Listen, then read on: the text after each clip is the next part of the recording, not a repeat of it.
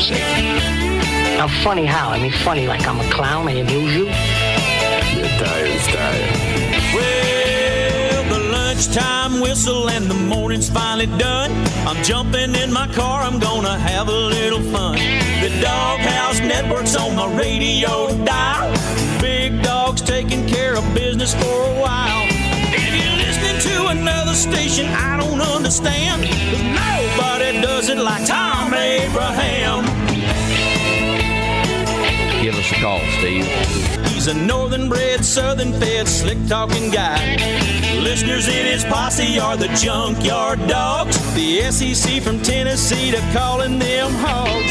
From Gainesville up to Lexington to the Titan Tiger Land, nobody does it like Thom Abraham. I guess I'm on here. Am I on? Can somebody respond?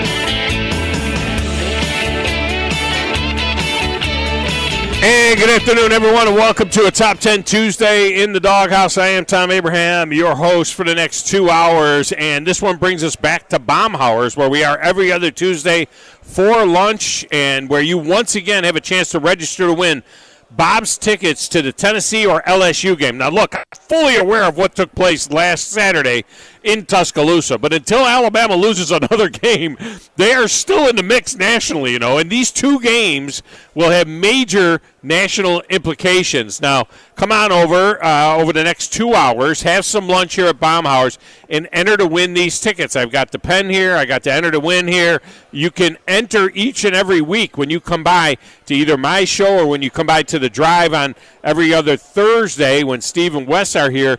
You can do the same thing, and the more times you come out to the show, the more entries you get in the box, the better chance you've got of winning the tickets. Now, we're going to pull the Tennessee tickets, the Tennessee winner, sometime the week before the Tennessee game, and then all of you who have entered to win already, you will stay in the box all the way up until the LSU game, which is a couple weeks later after the Tennessee game, and you go ahead and enter, and we'll go ahead and pull a winner for that one as well, and they're Bob Baumhauer's tickets. So they got to be pretty decent tickets, I would think, for those games. Now, the top 10 this week is the top 10 highest-paid quarterbacks in the NFL, and how they stunk up the place this week. And one of them, the big news today, you just heard, of course, at the top of the hour there, you heard the ESPN Sports Center talking about the fear. That was obviously recorded before the news broke that Aaron Rodgers is, in fact, out for the season. 4 plays he played for the Jets. 4 plays he played for the Jets. And I got to be honest with you. Dude is 39 years old. I'm just saying, I don't know if he'll ever play again. I mean, at 39 years old, coming back from an Achilles, he may never play again. I mean, all the pomp and circumstance, the hard knocks, everything that's been talked about in the offseason, the Jets being this, Super Bowl contender with Aaron Rodgers. 4 plays. 4 plays. And I don't know where they go from here. I mean, they're going to go with Zach Wilson, and they turned around and won that game last night. They turned around and won the game with an undrafted rookie returning a punt for a touchdown to beat the Buffalo Bills, who are perennial Super Bowl favorites that always seem to disappoint. And Josh Allen, who threw, I think that defensive back for the Jets was like the 3rd leading receiver on the Bills. Kid intercepted Josh Allen 3 times in the game. Anyway, we'll get into that today. Also coming up on the show today, former Alabama All-American lineman Mike Johnson, who also played 5 years for the Falcons, will join us. Mike is a morning show host on 92.9 The Game in Atlanta. He was also my sidekick. He was my color commentator on the Alabama Iron games. And we'll get his take on the Alabama offensive line, and we'll get his take on a quick start by the Falcons in their season-opening win over Carolina. We'll do that. Then at the top of the second hour, Justin Ferguson for the Auburn Observer will join us with reaction to that bizarre world win that the Tigers had at Cal, where the two teams combined for 500 yards of total offense. I mean, it was like 1978 happened or something. I'm like, what am I looking at here? Auburn passed for 94 yards in the game, and Peyton Thorne was sacked 3 times for 20 yards. That comes off the rushing total, but really it should come out of the passing total. So about 74 yards of net passing in that game. I mean, this has to be an all-time low for a Hugh Freeze team, even back at Briarwood Christian in Memphis. I mean, it was nuts, and they win the game. So it's better to be 2-0. I mean, they got the win. And so we'll talk with Justin Ferguson from the Auburn Observer about that. So there's a lot to get into on the show. Now, the phone lines are open, 256-5764-977. You can text the show at 732-9TA-SHOW, 732-982-7469. It is a great way to communicate with us. My X feed is at Thom Abraham Show. Do I have to say formerly Twitter? My X feed, formerly Twitter, is at Thom Abraham Show. The station's feed is at 97.7 ESPN. We are also on Facebook at 97.7 ESPN, where you can watch the show on YouTube. They have a link there for you to go to the YouTube channel, which is WZZN TV. You go to the Facebook, you hit the link, takes you to WZZN TV on YouTube. Like and subscribe on the YouTube, get the notifications. 97.7 ESPN.com has links to all of that stuff. And while you're at it, you better get the app. If you haven't gotten the app yet, get our app. Just search 97.7 ESPN, The Zone, from your app store, where you can find links then to Zone 2, Zone 3, Zone 4, Zone 5, all on our app. They're all our alternate streaming channels for more great programming. Check out our calendar of all the things we got going on at 977ESPN.com. We got another big Friday night for you this week. We have 4 high school games on our network, plus Army. That's right, the Army game is Friday night, and Army will be on Zone 2 Friday night. Now, John McGough and I will have the Cotton Classic, Hazel Green at Buckhorn. I fully expect to see LSU Lynch there. All right, so Hazel Green at Buckhorn, that is on our air and on our primary feed. On Zone 3, Bailey and Drew will have Randolph at North Jackson. Sparkman is at Albertville. On Zone 4 with the Abraham boys, Joe and John on that game. And our game of the week this week is on Zone 5 with Grissom and Bob Jones, coming to you live from Joe Davis Stadium with Steve Moulton on a call on that one. Now, over there in the little glass booth with the slanted ceiling, playing the platters that matter, the stacks of wax, man in the phones, wishing he was out here at Bomb Hours, hanging out with me and Steve and even Captain Cool, who's over there at the counter eating a little something. It's DJ Grizzy Grizz. Who in the blue hell are you? What is your name? It doesn't matter what your name is. I'm the producer of this show. If I didn't step up, you're nowhere. I put this thing together out of spit and polish. I mean, this is ridiculous. It's a radio show. It ain't a 1-hour television spectacular. I think this is one of the traits of a really good producer. Keep the talent happy. I'm all jacked up on Mountain Dew. Now, Tom. Hey, Tom. He may be the smartest person that I've ever met. Testosterone high today. What's that? Testosterone, whatever the it is. Testosterone. I wake up in the morning, I piss excellence. It really doesn't matter what you think. All right? It really doesn't matter what you say.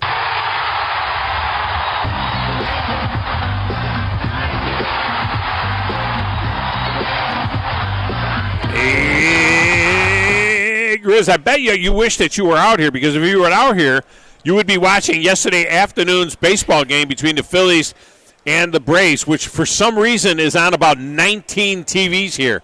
But it's yesterday's game. I don't understand why they changed the channel to that, but I bet you wish you were here. Oh, for sure. No, it's Braves country. I mean, I hope it's on every single TV. If there's everyone's phone, no. I mean, let's make this this is a big little town. I mean, make it something where we've got enough people that moved here that we can force this into like a, you know what I mean, a big college or NFL town, and it would just be nice to see that in the bars and the sports places for sure. I mean, yeah, keep the Braves rolling, man.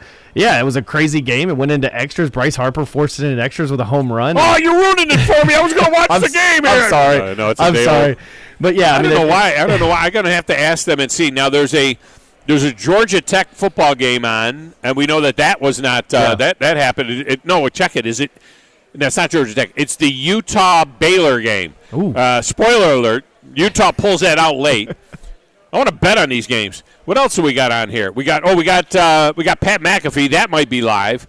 there is a Georgia Tech game. Georgia Tech against somebody that has, I think it's South Carolina State. That game was over the weekend as well. Pretty much everything that is on here is old stuff, except for they do have they have the NFL Network on talking about Aaron Rodgers. Can you believe that? Yeah. I mean, four games or 4 plays, not 4 games, 4 plays, and Aaron Rodgers' Jets' career is in jeopardy now. It's truly awful to see the way that the first game, 4 plays, right? And then, even if I get it, it's a human standpoint, but if it's in a fantasy world, when you only needed 6 points and Dalton Kincaid, the Jets defense or the Bills defense, and Aaron Rodgers couldn't give you 6 points to win the game. Wait a minute, this sounds personal. It's a bad night. This sounds personal. No, it's not personal. It's just one of those things, man. I won in the Who had Aaron Rodgers? Oh, I did in another league. But in the DFL, so it is personal. You had Aaron Rodgers as your quarterback. You got exactly 0 points for his 4 plays. Yeah. And then you had whose defense did you have? I had the Bills. I had the Bills. Man, I'll tell you what. Dalton Kincaid couldn't get enough. I just needed 1 touchdown from him. The Jets defense. Well, Captain Cool. I don't think he ended up winning his game either because he had Garrett Wilson. He needed 16 points out of Garrett Wilson. Yeah, he was. Yeah. I don't know if he got that out of Garrett Wilson. I think he got 15.8 or something like that. Oh my gosh, are you kidding me? Yeah, I have to look at it because I have him in another league. Is that what happened? I think he got 15.8. Oh my! If that happened, I got to check it out here and see if that's what happened. Let me see what happened to Captain Cool. Every time it comes up, all it does is give me the fact that I destroyed Brandon. It just keeps telling me about my 25-point win over Brandon. Hang on, I'm loading up the scoreboard here, and now I don't have last week on there. I don't know. I don't know. Let me look for you. Yeah, you have to look. Wait a minute. I can change this to week 1. I scored the most with 150, so get ready this year. Yeah, but that doesn't. That'll give you. What you got. You got to win is what you got today. Yeah, you won by 48 points. Captain Cool got beat by 1.5 points. He got beat by 1.5 points. The Dixie football fantasy team beat him by 1.5 points. That was the closest game. He had 133.84 in his game. Wow. Yeah. That's tough. Too close. Yeah. All right. So anyway, that's what's going on with the fantasy. He had Garrett Wilson in that, had 14.4. He needed 16. He got 14.4. Oh yeah, I was looking at a Yahoo or a different out of Garrett Wilson. So that's what happened there.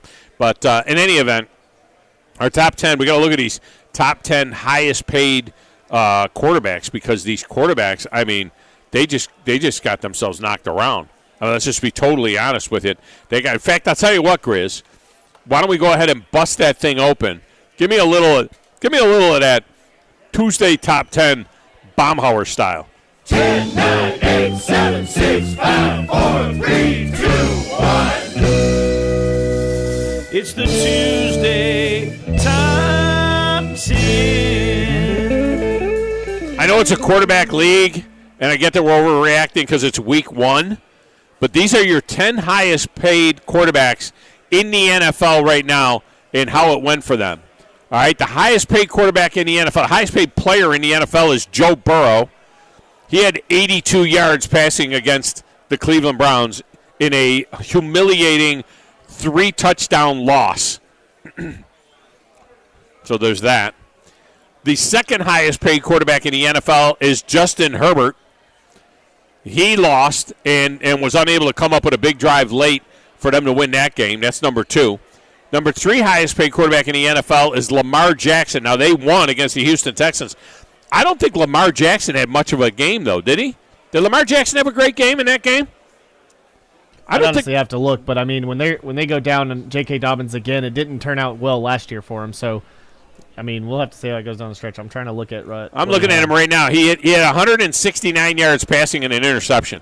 Hit a 79.5 quarterback rating for Lamar Jackson. He had 38 yards rushing. Led rushers with 38-yard rushing. Yeah, and had 169 yards passing. So there's that. All right, the next highest paid quarterback, the 4th highest paid quarterback in the NFL is Jalen Hurts. Now, Jalen Hurts won, but, I don't know that Jalen Hurts had himself a great game either They had a good enough game to get the win. Philadelphia, I was shocked. Philadelphia went for it late in that game. Jalen Hurts had 170 yards passing and 37 yards rushing. Mac Jones had 316 yards passing and 3 touchdowns. Hurts had 170 yards and a touchdown. All right? So Jalen Hurts, not a great game. They get the win 25-20.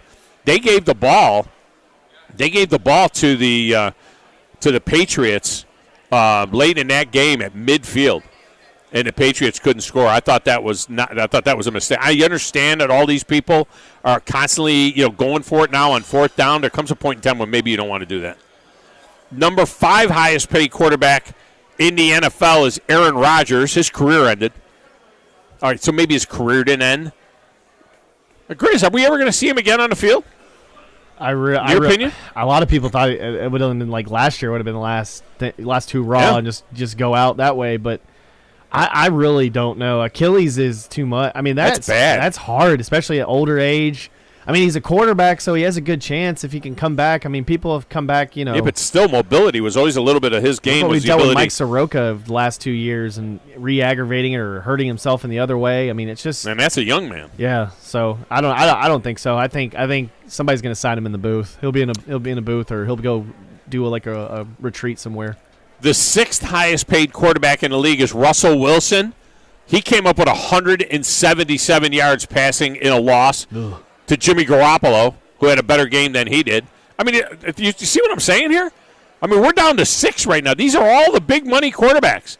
Russell Wilson is nothing. The 7th highest paid quarterback in the NFL is Kyler Murray. You remember Kyler Murray, don't you? Who? Yeah, exactly. Kyler Murray, he's in the witness protection program right now. I mean, who knows when that dude's going to play. Number 8 highest paid quarterback in the league is one Deshaun Watson. Now, he was on the other side of the Joe Burrow thing. Now, Deshaun Watson did not have a great game, but he threw for 154 yards and a touchdown, threw an interception as well. But he also ran 5 times for 45 yards. That's a 9-yard average, and he ran for a touchdown. Deshaun Watson led his team to a win. I mean, along with Nick Chubb with 18 carries for 106 yards, but that's a typical Nick Chubb day. But Deshaun Watson, he gets the win over Joe Burrow. He's number 8 on the list. Number 9 highest paid quarterback is Patrick Mahomes, and he got beat by Jared Goff at home after getting a ring. And the number 10 highest paid quarterback in the NFL is Josh Allen. And I'm just going to say this. Now, I'm not a big, on the window is closing and all that kind of stuff, so I'm not going down that path. But Josh Allen stunk the joint up last night. It's getting the Madden curse. 236 yards passing, threw 1 touchdown, threw 3 interceptions in the game, ran 6 times for 36 yards, and just was not very good. He was not very good. And they lose that game. When the Martin kid, when the Gibson kid brings back Xavier Gibson brings back a punt, 65 yards for a touchdown. And by the way, they should still be playing because that was a leg whip. I mean, he was tripped going in. Did you see that play, by the way? Have you seen that yet? Yeah, no, I've seen it, yeah. Did you watch it live or were you watching? Did you watch it live? I watched it live. You were watching it? Good for you. Now, I saw it last night. But I didn't see it till 12:30 in the morning because the Junkyard Babe is en route as we speak to New York for her annual visit with her family, and she's gone for 12 friggin' days. I mean, she's going to be gone for 12 days. She always goes this time of year because she knows that she doesn't see me much right now. So she took off. But last night we watched shows together. I watched the first half, and then we watched shows together until she fell asleep. And she was awake yesterday. She just wanted to stay awake. So she didn't go to – it was like 10:30. I started asking her at 9:30. I'm like, 9:30, are you tired? No, let's watch another show. And, so much I wanted to say, look, you're leaving for New York for 12 days in New York. Why don't you just go to sleep now so I can watch Monday Night Football? But I thought better of it. I thought maybe that's not the thing you say to your wife the night before she leaves for 12 days. Probably not. Yeah, probably not a good idea. So I thought better of it. And so she wanted to watch another show, so we watched another show. And then after that show, she finally conked out. And but it was like 11:15, and I still had to watch the second half of the game. So it was probably 12:30, 12:40 by the time I got to that play, and that's a leg whip. I'm not one for ticky-tacky stuff, but Grizz, that is a penalty. That kid was taken down with a trip. That was a leg whip if there ever was a leg whip. Yeah, and we're just going to sit here, and it's just going to be something that we missed. I mean, it's just going to be something that obviously the referees missed, and I don't know if they're talking about it. I don't know if there was something like, obviously, you brought it up, but I haven't seen anybody talk about it necessarily, whether we need to, go back and look at how these referees have been doing it. Bill Lamagna, or whatever his name is, the guy that does that's in the booth. We'll talk with David Moulton about this tomorrow. Yeah. But Bill Lamagna is in the booth with Joe Buck and Troy Aikman, and they showed the replay. In the first replay they showed, he comes on and he says, "Yeah, that was a great return, but that is a trip. That should have been a 15-yard penalty. They should have had the ball at the 15-yard line was where the trip was. They should have had the ball at the 30-yard line." Yeah. Now maybe they kick a field goal, win the game. But the point was that was a leg whip. It was a tripping leg whip, and Lamagna was all over it. You got to give him credit for it. And, nobody's really talking about that probably so much because, you get a leg whip on a punt return for a touchdown in overtime, but you lost Aaron Rodgers for the career. You know what I mean? Yeah. So then there's that. That's the other part of it. And I've seen – I don't understand, obviously, how guys don't do that where they run up against them with their hands up in the air. I've seen it in high school before. Yeah. Where literally a high school player is smart enough to know that they can block that way and that's not a penalty, but yet, you know what I mean? You're watching in the NFL. These are guys you're supposed to, a lot of times you don't want to idolize what they're doing out there and obviously, in your game. But, I mean, you can see it in high school. They're smart enough to do it. And, it's not getting called in pro or college. It's pretty bad. It's pretty sad. Yeah, no, they needed to call in. All right, let's get a break in here. When we come back, Mike Johnson will join us next from Atlanta, my old buddy, right here on 97.7 ESPN, The Zone.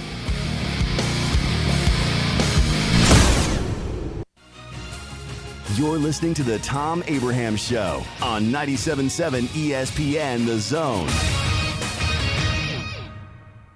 Normally, when you call a roofing company, all you hear is, you need a new roof. Not when you call Fleming Roofing and Restoration. Since 1965, the folks at Fleming have been focused on what you need, whether it's an easy repair or a full roof replacement, commercial or residential. And when it comes to storm damage, you want Fleming on your side. They know all the ins and outs of insurance claims and will guide you through the entire process. Log on FlemingHSV.com and book your free estimate today. Fleming Roofing and Restoration. We show up. Football season and Bad Daddy's Burger Bar. The perfect combination of good times and great food. This season, score big with one of our chef-inspired expressions of pure burger amazingness. Our delicious burgers are made with premium Angus beef, and you can pair it with one of our signature cocktails or a cold craft beer from our huge selection. Bad Daddy's Burger Bar on the Parkway in Huntsville and our new location at Cliff Farm, Highway 72 in Madison. The new favorite place for delicious Mexican food is Coralejos Mexican Grill in Huntsville. Check out their reviews on Facebook and you'll see what people are raving about. Enjoy drink specials all day Monday through Thursday, like house margaritas for $3.99 and 12-ounce drafts for $2. Even vegan-friendly entrees on Monday starting at $5. Coralejos Mexican Grill, 1658 Old Monrovia Road in Huntsville. Follow them on Facebook and Instagram to stay updated on their specials. Gunner's Landing is one of the Tennessee Valley's finest golf experiences. Just 35 minutes from downtown Huntsville, Gunner's Landing's 18-hole championship jewel is open to the public 7 days a week. Located in the foothills of the Appalachian Mountains, Gunner's Landing offers you a golf experience like no other. With beautiful Lake Gunnersville views throughout the round, Gunner's Landing is golf the way nature intended. Gunner's Landing's club repair shop offers a full range of services, including re-gripping and adjusting the lofts and lies of your clubs, even putters. Since the work is done in-house, your clubs will be returned to you in a timely manner. Unmatched in the North Alabama area, it is Gunner's Landing. Schedule your tee time today at gunnerslanding.com. That's gunnerslanding.com. The state's largest orthopedic group is growing to meet the needs of the patients in our community. The Orthopedic Center has long been the most trusted name in orthopedics in North Alabama. So as our area continues on the fast track, so does the need for premier orthopedic care anywhere and anytime you need it. TOC is proud to announce the opening of our new locations in Albertville and Hampton Cove, along with the grand opening of our newest office in Decatur. These clinics will offer the same high-quality orthopedic care you have come to associate with TOC, with the convenience of being closer to home. As a patient, your time is your most precious asset, and we recognize that at TOC. That's why we are also proud to announce the opening of our urgent ortho clinics to handle those bumps and bruises that need prompt attention. These clinics are available to care for acute orthopedic injuries with no appointment necessary. With 38 physicians, 20 centers of excellence, and now more than a dozen locations to serve you, TOC will continue to be the name you turn to for the best orthopedic care at the right time. Visit our website at visittoc.com for more information. TOC, helping you live a better life. Tom Luganbill here for my friends at Woody Anderson Ford. Bobby White and his team take great pride in their service department, and you can see it the moment you walk into those beautiful new service lanes. And just like a championship team, they all work together to make sure your experience is second to none, whether you drive a Ford or not. Also, check out the gold certified pre-owned inventory at Woody Anderson Ford for great deals every day. Stop by and see them at Jordan and Sparkman or at Woody Anderson of Madison on Hughes Road, or visit WoodyAndersonFord.com. Next time you're online looking for landscaping inspiration, open Instagram and check out Southern Gent Landscaping. They can help make your yard your dream outdoor oasis. Southern Gent Landscaping can handle it all, from landscape maintenance and installation to irrigation and hardscapes, even AstroTurf. Turn your yard into a landscape you'll be proud to show off. Call Southern Gent Landscaping at 256-509-6088. 509-6088. Southern Gent Landscaping. Professional landscaping performed with satisfaction guaranteed. What's holding you back from learning the language you've always wanted to know? Too hard. Takes too long. Not with Babbel. Babbel's lessons take just 15 minutes a day. 15 minutes isn't long. Nope. And they're fun. So you don't realize you're learning a language, but you are. In 3 weeks, you're able to start having conversations. And Babbel's lessons are built around real life.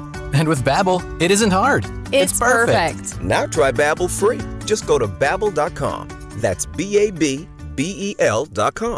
From the Fox 54 Weather Center, I'm Chief Meteorologist Stuart Dressman. A partly sunny to mostly cloudy sky this afternoon. Scattered showers and thunderstorms are going to be in the forecast, primarily once we get beyond the lunch hour. Otherwise, temperatures climbing into the upper 80s and lower 90s. Dropping into the mid-60s through the overnight. The partly sunny sky on Wednesday. An isolated shower can't be ruled out. Otherwise, it is going to be much cooler on the backside of a cold front. Temperatures climbing into the mid and upper 80s. Dropping into the mid and upper 50s as we head into the earliest hours of Thursday morning. Going to be a beautiful morning commute on Thursday. A partly sunny sky on Thursday afternoon. Temperatures only climbing into the low and mid 80s. I'm Chief Meteorologist Stuart Dressman, on your home for ESPN Radio, 97.7 ESPN The Zone. The best in local sports talk from the 256. We are local. When you're number one, you don't have to worry. We are award-winning. Thank you for listening. 97.7 ESPN The Zone. You'll be set for life. Ritter out. He will touch a knee, and this game is over. Arthur Smith and the Falcons win their opener. And the Falcons have now won 4 of their last 5 in this building. And they go to 1-0 overall, 1-0 in the NFC South with a 24-10 win over the Carolina Panthers.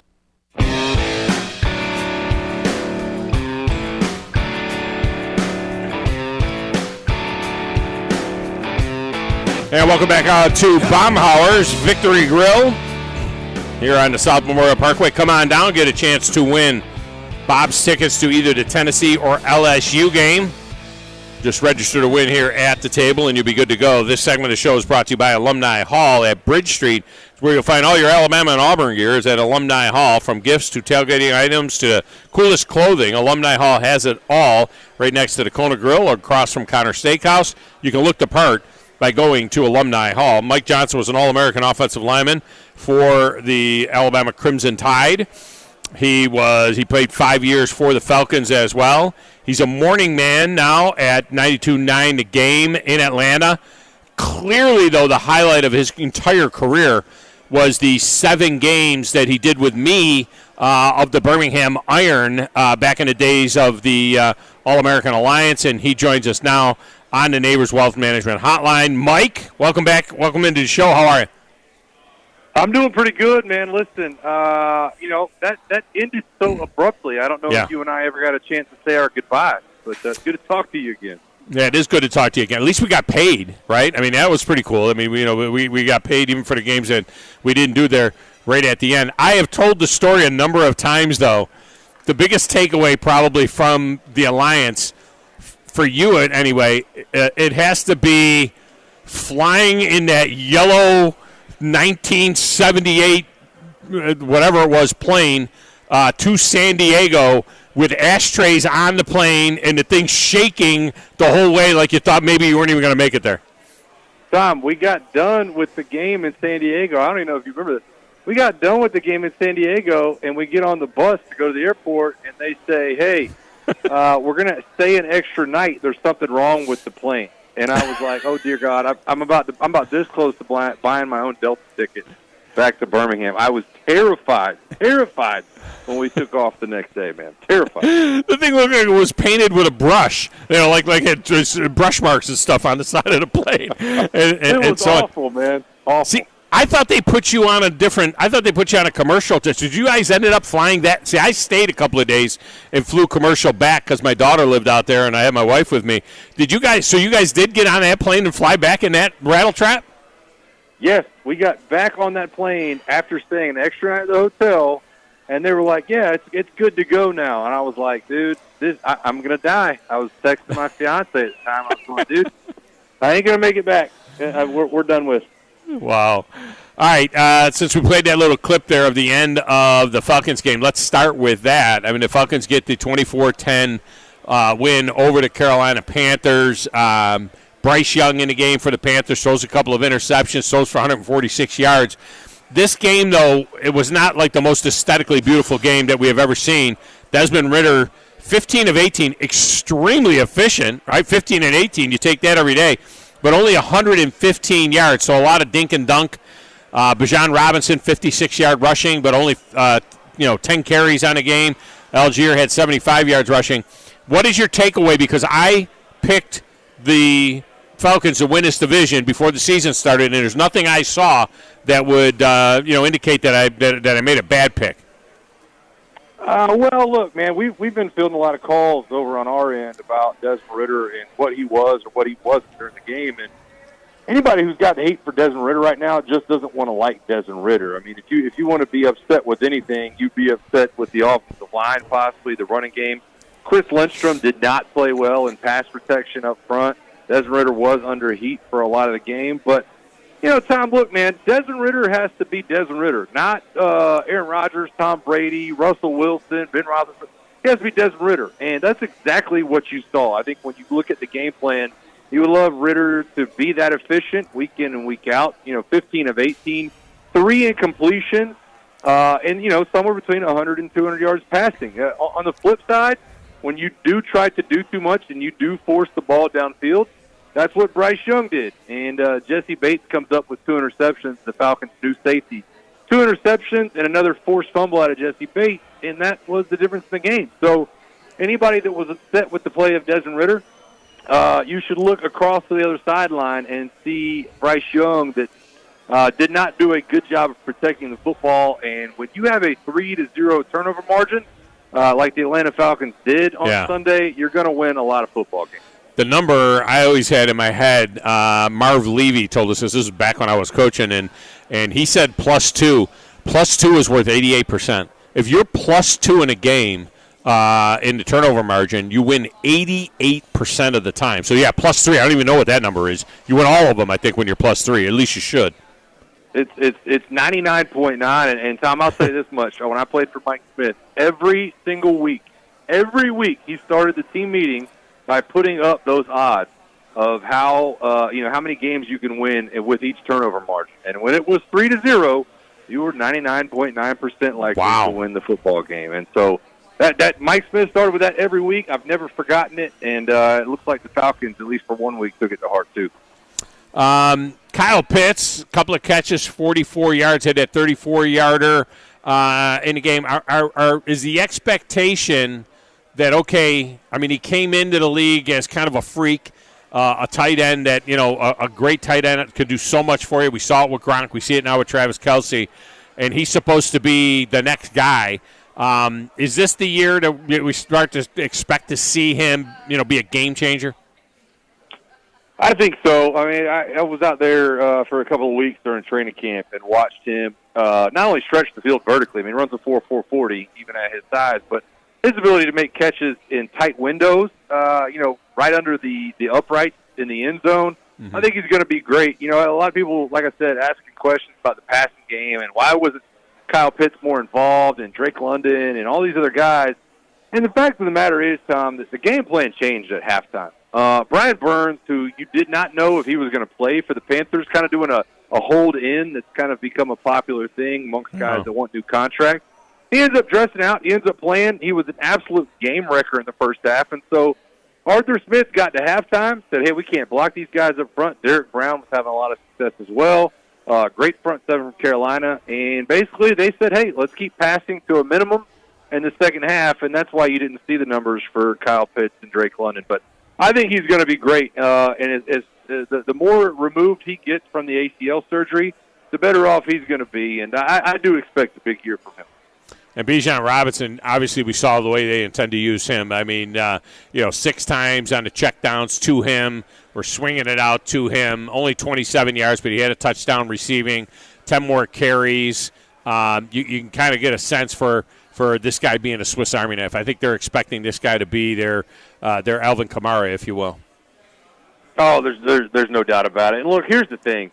The Falcons are a running team. They've run on first down the last couple of years at historic levels. At historic levels the last couple of years on first down. And when they have passed it on first down, it's been play action and screen. And so I think when you get into that screen game, I think that's really where Arthur Smith is most excited about Bijan Robinson is the swing passes and the screens. It's obviously he's a running back. He's going to be listed as a running back. But when you have him and also Cordero Patterson, who was not healthy this past week but will be very soon, you look at Bijan and what he could be, it's about getting him in space. And sometimes that's not always lining up behind the quarterback and under center and things like that.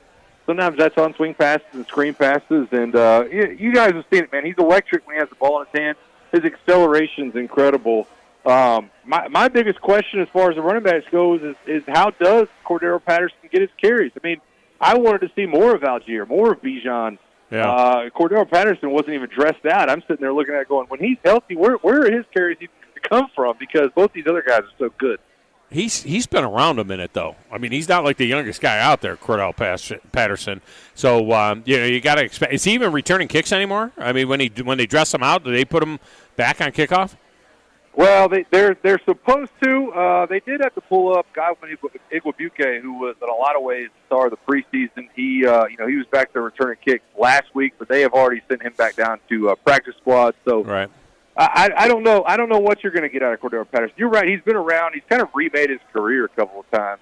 But listen, they only have 5 wide receivers. So he's a guy that's going to play multiple positions and do multiple things for them. And this is not a team in the NFL that has 7 or 8 wide receivers. They've got 5 wide receivers, so he's got to be one of those guys as well. Mike Johnson with us, former All-American offensive lineman with Alabama. So let's shift gears and go there. Mike, I got to ask you, at your maximum, how much did you weigh when you played? I think my second year in the NFL, I was 315, 316, something like that. Yeah, what about at Alabama? Because didn't you play right around 300 at Alabama? Yeah, I was 304, I believe, as a guard at Alabama. A lot has been made about this offensive line averaging 350 pounds, and they're massive and so on and so forth. But you can be as big as you want to be. It would seem to be that there's got to be a certain amount of agility in there as well. And it was startling, and I know that that's a good front from Texas. I mean, those kids got scholarships too. I mean, let's not kid ourselves. But it was startling how often those guys were beaten in their pass pro on a second move. It's like nobody was getting a punch early, and then they would get beaten on a second move with no foot movement or anything. Is there come a time sometimes where maybe you're too big? I think there is. first and foremost, you have to be able to run the football when you're that big. And right. they could do it at times. They couldn't at others. You know, listen, Tom, you know me, man. I'm an offensive lineman before I am almost anything else. Coach Pendry down there one time told me, you don't play offensive line, you just simply are an offensive lineman. It's not a position, it's a lifestyle.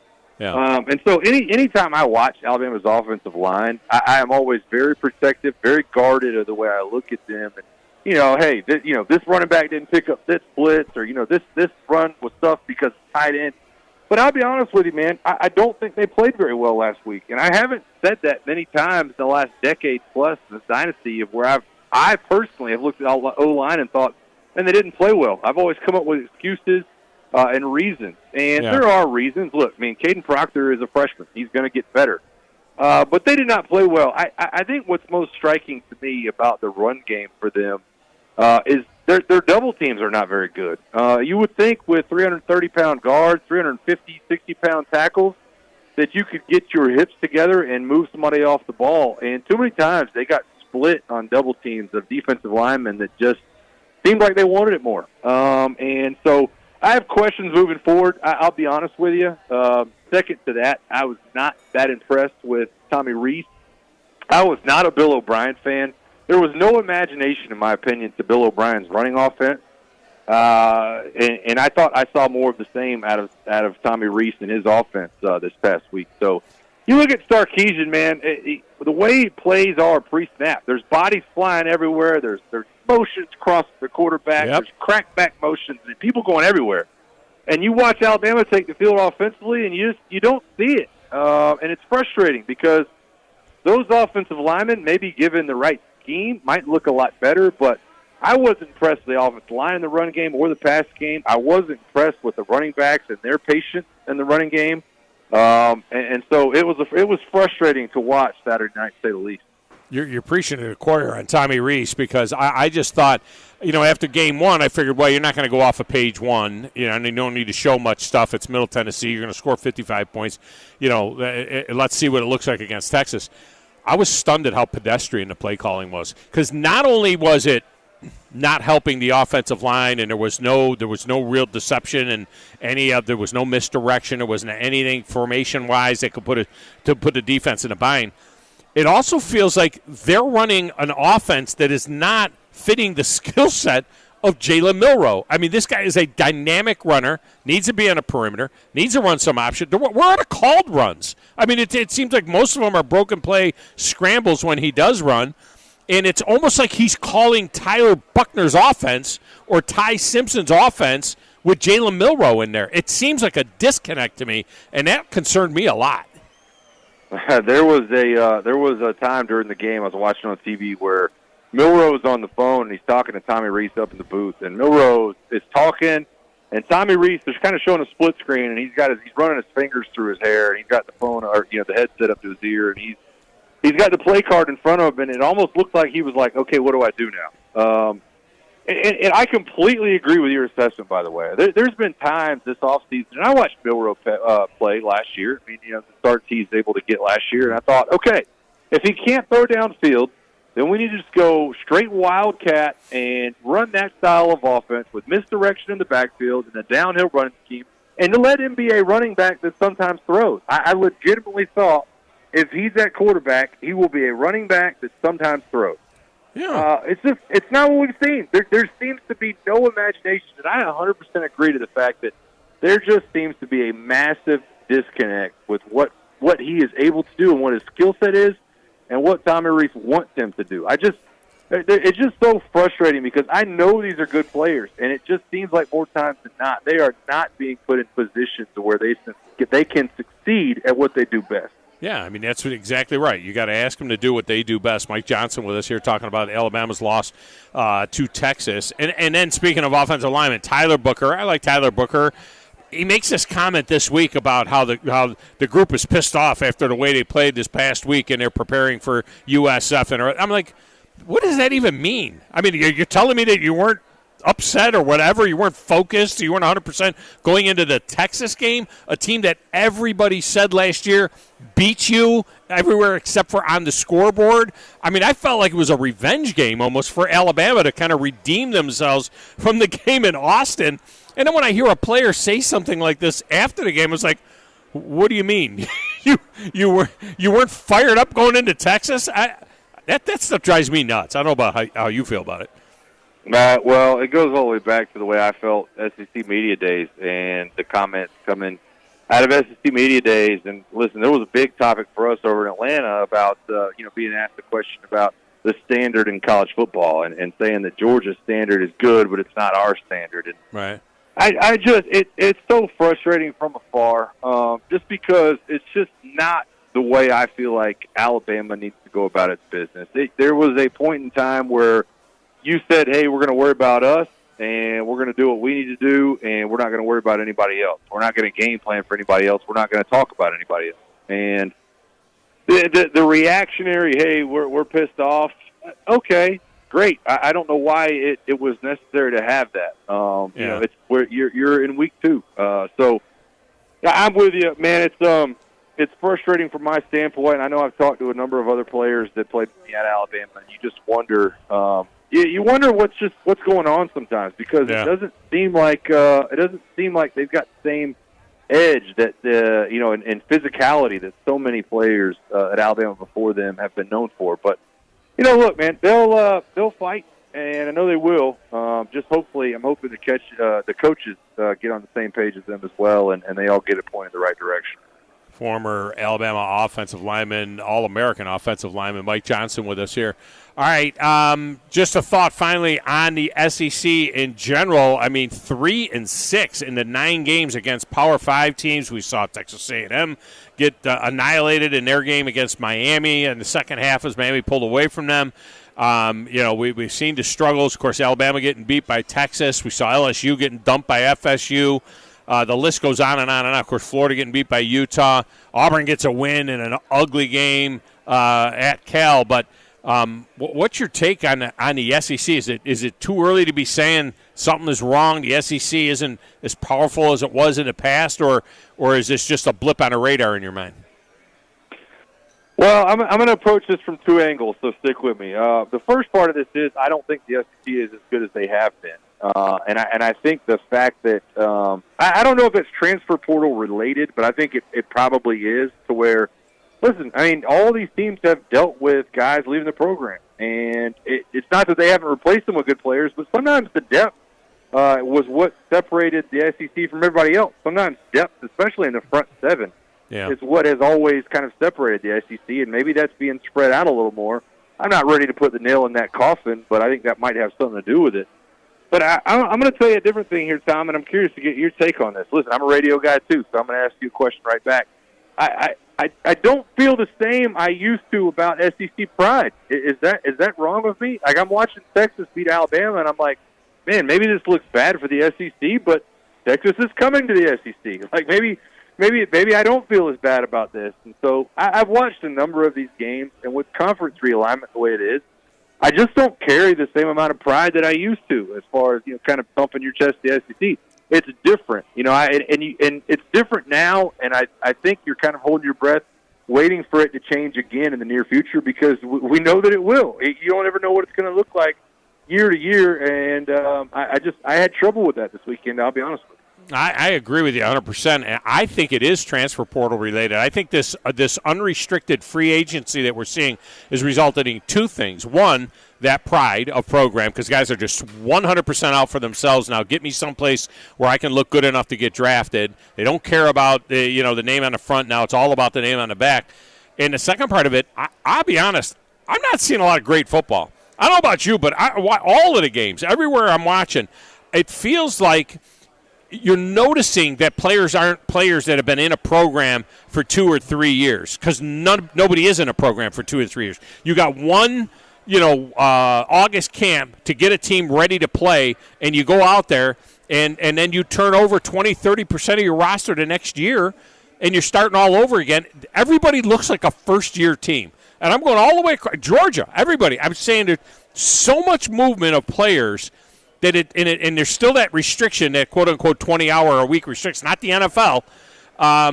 It just seems like we're not seeing a ton of real good football, and I think that has to do with players not being in their programs for more than – you don't see a lot of second- and third-year players in their programs anymore. Well, I'll go one spot farther than that, and I agree with you. Football, the product is not the same as it once was. Here's my take on it, though. Tom, the night we won the national championship in Pasadena, I had a couple of reporters run up to me on the field, a guy from my hometown in Pensacola. I'll never forget it. And he says, "Hey, how did you guys do this?" And my answer was, we just outworked everybody else. Like, literally, I felt like we worked harder than anybody else. When we went to practice, we grinded. And then I got to the NFL, the CBA hit, and we were restricted to 14 days during the season of full pads of practice. 16 games at the time, and we got 14 full pads practice. And I don't know about a lot of the rules around singular practices in college football, but I'll tell you this much: training camps are about 2 weeks long in college football these days before they start class. And I don't know that you're getting the practice that leads to really good football, specifically in the trenches and specifically in that running game. Everything is being geared toward the passing game, the spread offenses, airing it out, the quarterbacks and the wide receivers, and you're just not getting the same product you used to in the trenches. So as much as I might sound like the old man, get off my lawn, it's how I see it these days, and I agree with you. I don't know that anybody's great right now, but some teams outside of the SEC to point to are definitely ahead of others. Yeah, no, you're spot on. I always like to say, you have to practice football to play football. Nobody practices football anymore. I mean, they're not. I mean, just you mentioned the NFL. I mean, everybody's out there in their underwear. They're all uppers. There's very, very little contact at any level anymore, and nobody practices football. And you just see it over and over again, and at all levels. And that's that's a rotten shit. Sometimes some of the best football you see is in high school games. It's weird. Sometimes you see a high school game and there's more fundamentally sound football being played at high school levels than there are at any other levels. Mike Johnson has been our guest. Mike, it's so good to catch up with you, man, and congratulations. I know you've been doing the 92.9 The Game morning show now for a few months. I know you're going to be great at it, and it's great to talk again. Yeah, man, it's always a pleasure. Roll Tide, rise up, and always good to catch up with you. All right, man, thanks. Mike Johnson. Good stuff. All right, let's get a break. We'll come back. We are here at Baumhauer's, and we will set you up for hour number 2 next, right here on 97.7 ESPN, The Zone.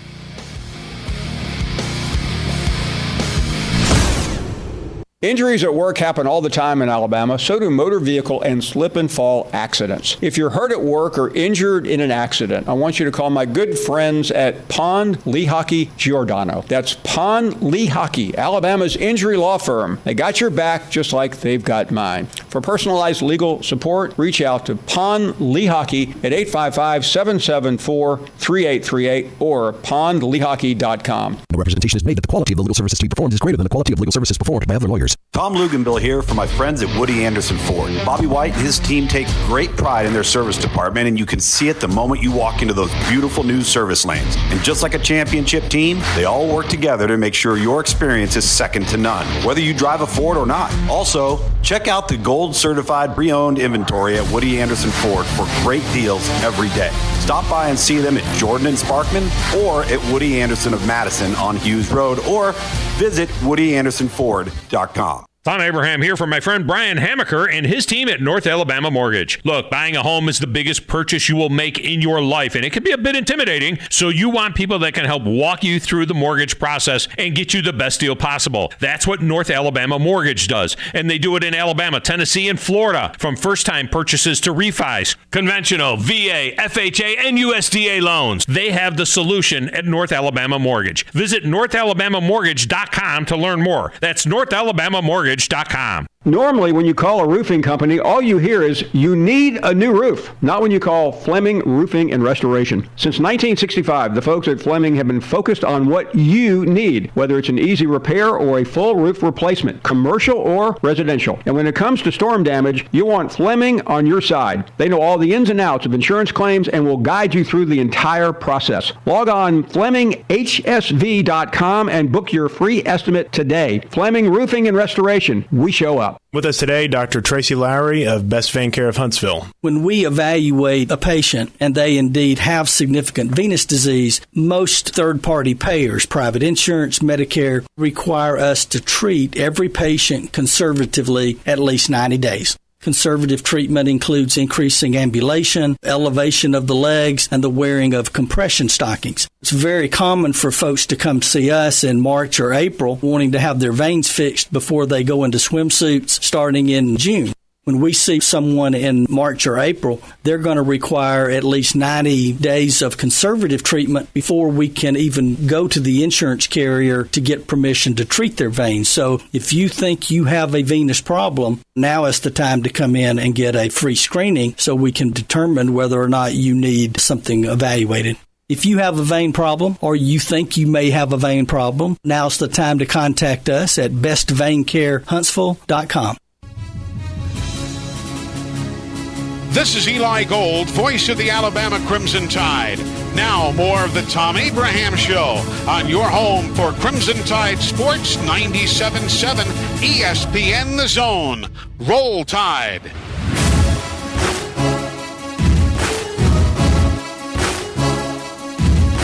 This segment of the show brought to you by TOC. Use the orthopedic specialist that pretty much every high school in the region uses. That's TOC Sports.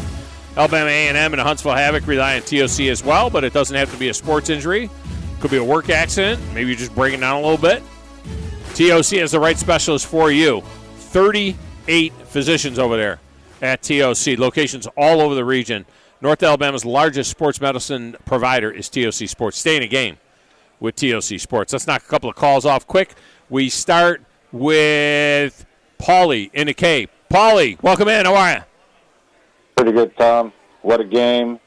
Unbelievable. From a Dolphin point of view, the Bills got a loss and the Jets are done.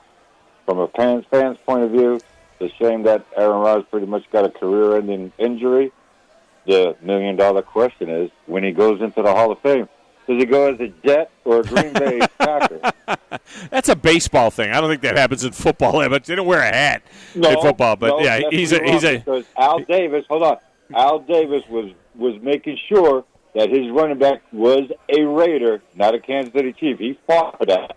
Al Davis did. Al Davis ran Marcus Allen out of Oakland. Why would he want him to go in as a Raider? So he can catch up with the Steelers for the. That's you forget about that, don't you? Yeah. Yeah, but I'm going to say that Brett Favre is a Packer.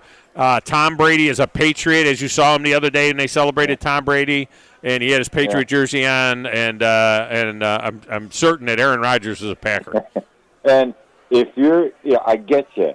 Was it a leg whip? 60-40, but if you look at it, when he dove, his foot was still caught in the turf, and then when it got released and all that, moment, it kind of catapulted up, and then, oh my God, it's a leg whip. I don't think he was thinking about leg whipping him. Okay, but think about this. You think that ref looked at the other guy and goes, if I call this, you think we're going to get out of here alive? And they all went, you're right. I think the kid was going down. And he reached back with his leg to trip him up. I think that was a pure trip all the way. That was a trip. I think the referee goes, if I call leg whipping and bring this thing, you think we're going to get out of the stadium alive? And they all went, no, I don't think we will. So let's just get out of here. Okay, bye. Yeah, I don't know. I hope not. I hope that's not what happened. Yeah. Well, think about it. that whole stadium, and you see those people who blew $150 on an Aaron Rodgers jersey right off the bat. They're sitting there going, what just happened? Right? And that coach kept a face of, man, it sucks to be me right now. Until the end. He was the first off that bench to jump on that guy who ran it back. So I guarantee you, that ref gave him a look like, you want to call it? We're all going to die. Yeah, I hear you. All right, Paulie. Appreciate the call. Good job by Paulie. All right, let's get a break. We will come back when we return. Justin Ferguson will join us from the Auburn Observer. And then we're open lines the rest of the way. So Wolverine Dan, if you could stay there, we'll get you in. After Justin Ferguson right here on 97.7 ESPN, The Zone.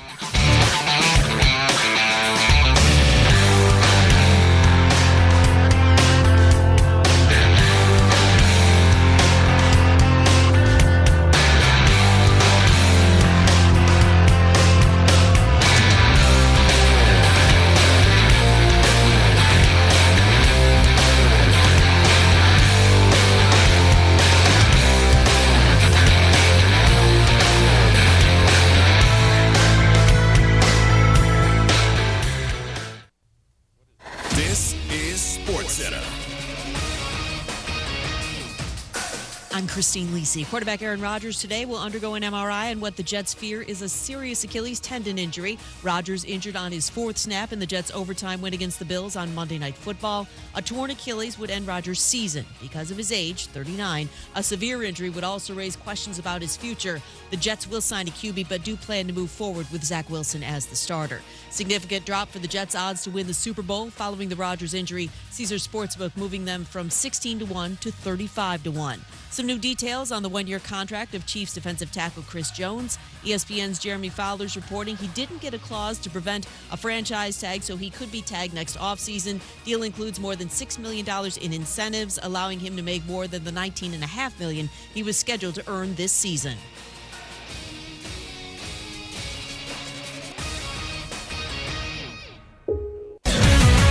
WZZN, Union Grove, Huntsville, Alabama. 97.7 ESPN, The Zone. No representation is made that the quality of legal services to be performed is greater than the quality of legal services performed by other lawyers. A wise man once said, if you take care of old folks and children, everything in the middle will take care of itself. Hi, I'm Danny Aldridge, lawyer in Alabama and Tennessee.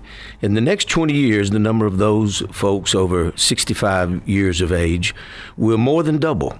In our golden years, the most important goal is to be treated with dignity and have control over doing what makes you grateful with those you love. At the Aldridge Law Firm and the Legal Town Center, we're dedicated to help you with these goals, and we'll be there when life throws you those inevitable curveballs. Let us assist you with your legal needs, whatever they may be or become.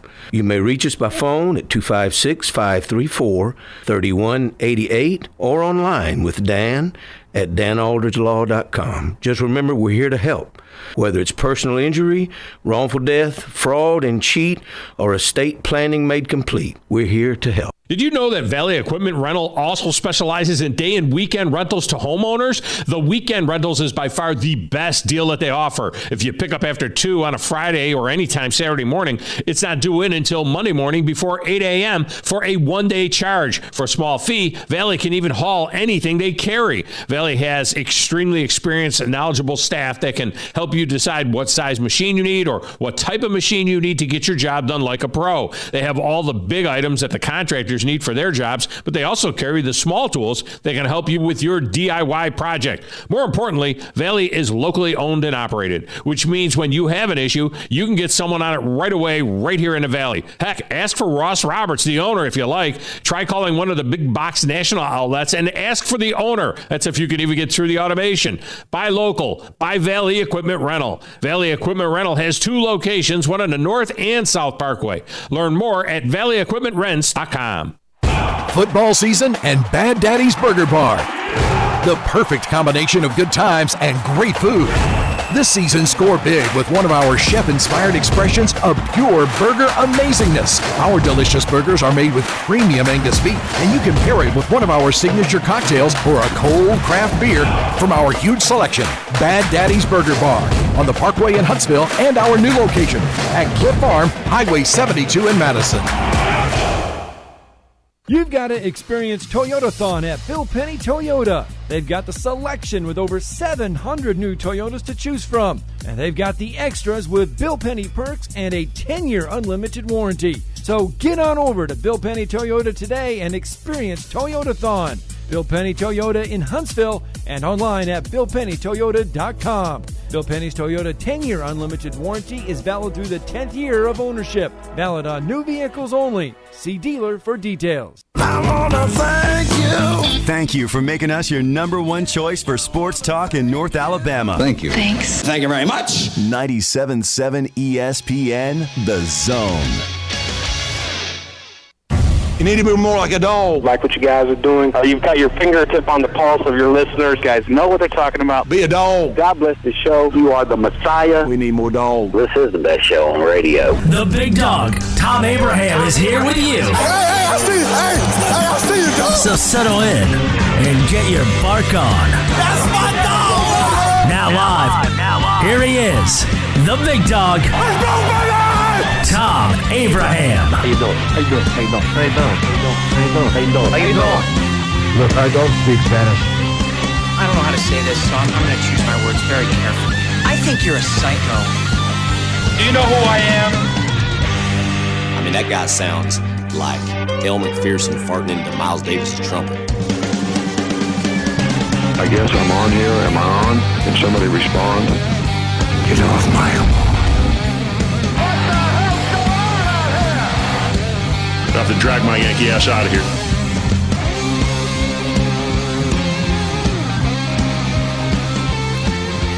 Welcome back, hour number 2 of the Thom Abraham Show. We are live on location at Baumhauer's, as we are every other Tuesday here on the South Memorial Parkway.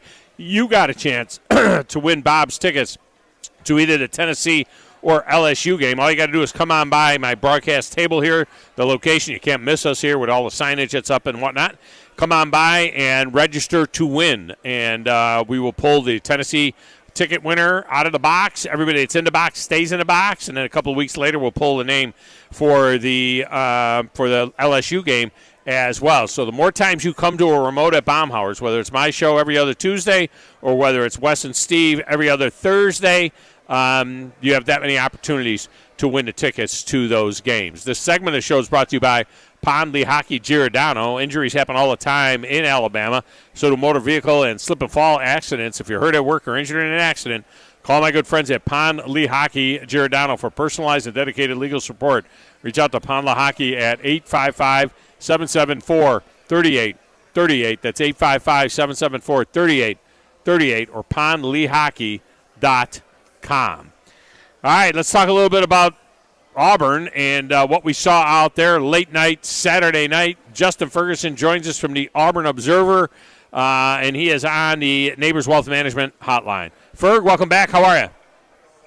I'm doing well, Tom. How are you? I am fantastic. Although I don't know what I was looking at on Saturday night. It was like 1974 happened or something. The two teams combining for a total of 500 yards. I guess good defense and horrific offense. I mean, you flew all the way out there. At some point in time, you must have thought, what am I doing here? What am I looking at here? Yeah, it was a rough game for Auburn's offense for sure. Awesome game for the defense.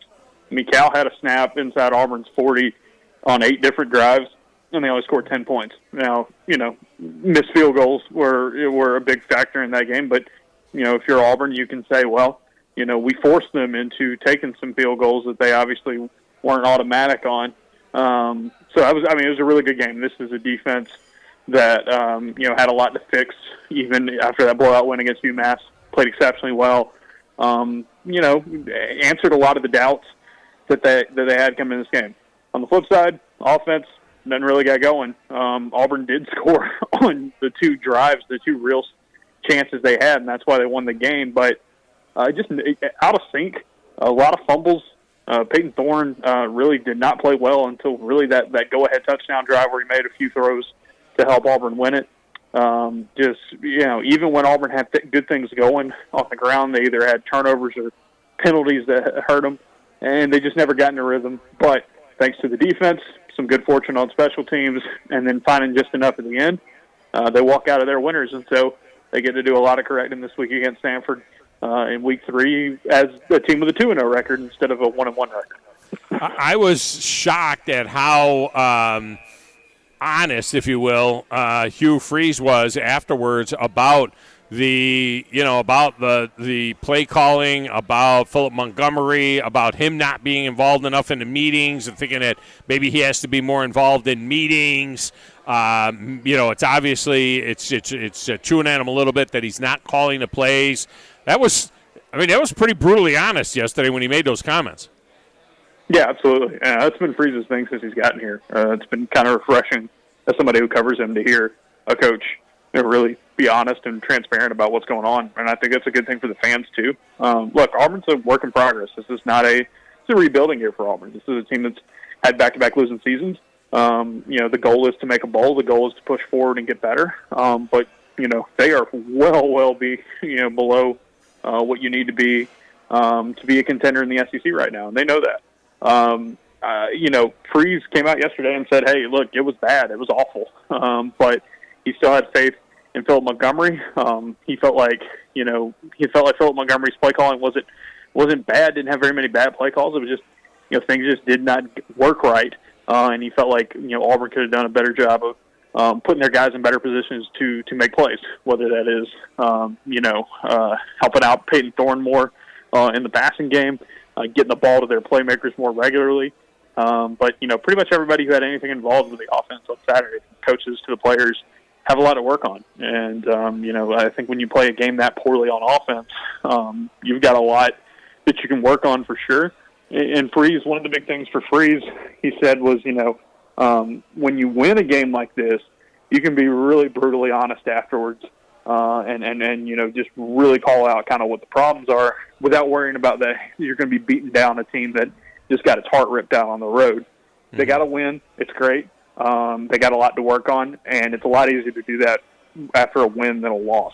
And I think that's a big thing for Freeze this week.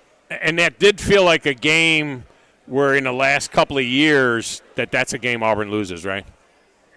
Oh, absolutely. I was talking to a few people about this over the weekend. I've covered quite a few Auburn games away from Jordan-Hare Stadium where they've had terrible offense and really good defense, and the offense really wasted the defense's efforts, and they lost. There haven't been very few of these where they've won, period. The last time I could find a game where Auburn was this bad on offense and away from home and still won was the 2006 Cotton Bowl when Auburn played Nebraska. And that's what the 2006 Auburn team did. They just had terrible offense all year, great defense, ended up winning a lot of games because of it.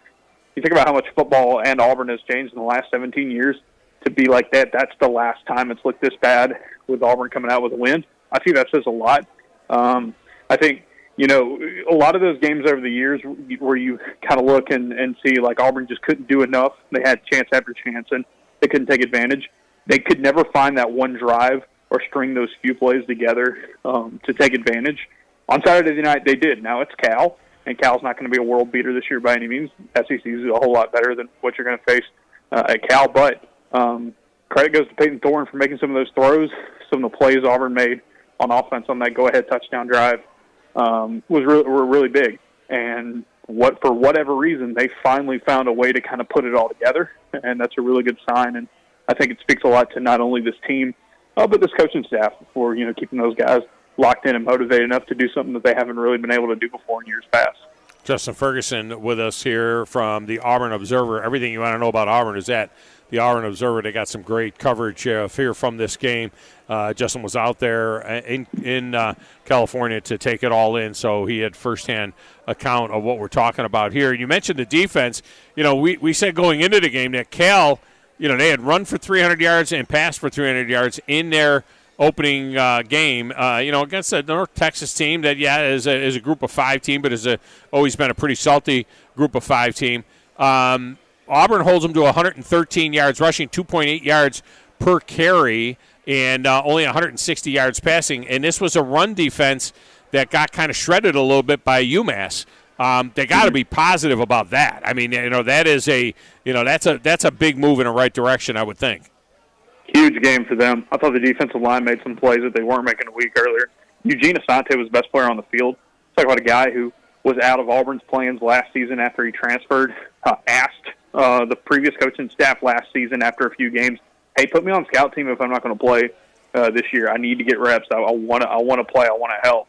He gets those reps, And then this year, under a new staff, they've turned him loose in this scheme, and he has a phenomenal game. SEC Co-Defensive Player of the Week. Did a great job setting the tone. Great run stopper. The blitzes that Auburn called, both in the run game and in the pass game, were really effective. I thought the secondary tackled a lot better than they did a week earlier. Linebackers did well. The alignment was good. Didn't have as many breakdowns communication-wise as they did a week earlier. So to do that away from home with a Cal team that, I don't know how good Cal's going to be this year. I think their offense is a lot better than we thought they were going to be. To limit a guy like Jaden Ott to less than 100 yards of offense is pretty big. They did a really good job. They fixed a lot of the things that were kind of ailing them in week one against UMass. They got to keep that going. And I think that's also a good sign, for a lot of people who are rightfully so upset about the offense in week two. Hey, teams can get better. They're allowed to get better from week to week. We just saw Auburn's defense take a step forward. Now it's time for the offense to take a step forward. What can they learn against Samford? I mean, it gets serious after Samford. You got to go to Texas A&M, then Georgia, then at LSU. Ole Miss comes in. I mean, the grind begins at that 4 or 5 game grind that we talked about in the middle of the season. What can they? What are you looking for against Samford? I mean, it seems like such a layup. It seems like a lot of young guys should be able to get in there and play. And will part of it be a little bit of a extended scrimmage for the quarterbacks? I mean, do you think that Robbie Ashford maybe gets some more snaps during the week and then gets more snaps in that game and they have a decision maybe to make, or is it still 100% Peyton Thorne's team? I still think it's Thorne, especially between the 20s. I still think the package they want to run with Ashford is a good call, and they used it a little bit more in the middle of the game. It just didn't work. Nothing was really working. They had too many penalties, too many mistakes. Kind of got out of sync. I thought Thorne, struggling really for most of that game, and then in the fourth quarter makes some good plays down the stretch, kind of help, stabilize them. And Bree said they need to find that kind of consistency from them. I'll take you back to one of the last times I saw Auburn play this bad on offense away from home in a loss, in a non-conference loss, in a week 2 non-conference loss. 2017, they go play Clemson. They looked dreadful in that game, and Clemson was obviously very, very good. The next week they play Mercer, and in that game against Mercer, Auburn just turned Jarrett Stidham loose. I think Stidham went like 32 or 36 through the air, put up some great numbers. Auburn fumbled the ball a lot in that game. You don't want that, but they really kind of used that game as a showcase of what they could do, passing the ball, getting him in rhythm, kind of getting him going. A week later, they go to Missouri for their SEC opener. Stidham has a big game through the air, and they end up winning that one. I'm not saying it's going to go exactly the same way, but Auburn could take a page from the past here and use this game against Samford to really work on its passing game, to get up some good numbers, build some confidence up, so that when they go to A&M next Saturday, they at least have some confidence and some momentum rolling with the passing game. Because I think the running game, can hold up. I think that those guys made some plays down the stretch when they were able to hold it under the ball. Still feel confident about that. Feel good about that offensive line. But the wide receivers need a lot of help, and the quarterback needs confidence. And so I think this is a great game for them to kind of work out all those kinks and see if they can feel good about that group before they go into A&M, because they're going to need to be able to throw the ball to have a chance to win on the road in the SEC. All right, I'm going to end by asking you a general question, just like I asked Mike Johnson, former Alabama offensive lineman. The SEC in general, the SEC West in particular, the struggles in games against P5s. That Auburn win is the 3rd win out of 9 tries against P5 programs for the SEC this season, and it just seems. I know it just means more, but it just seems the same right now as everybody else. It seems like either everybody else is caught up or the SEC seems a little bit off.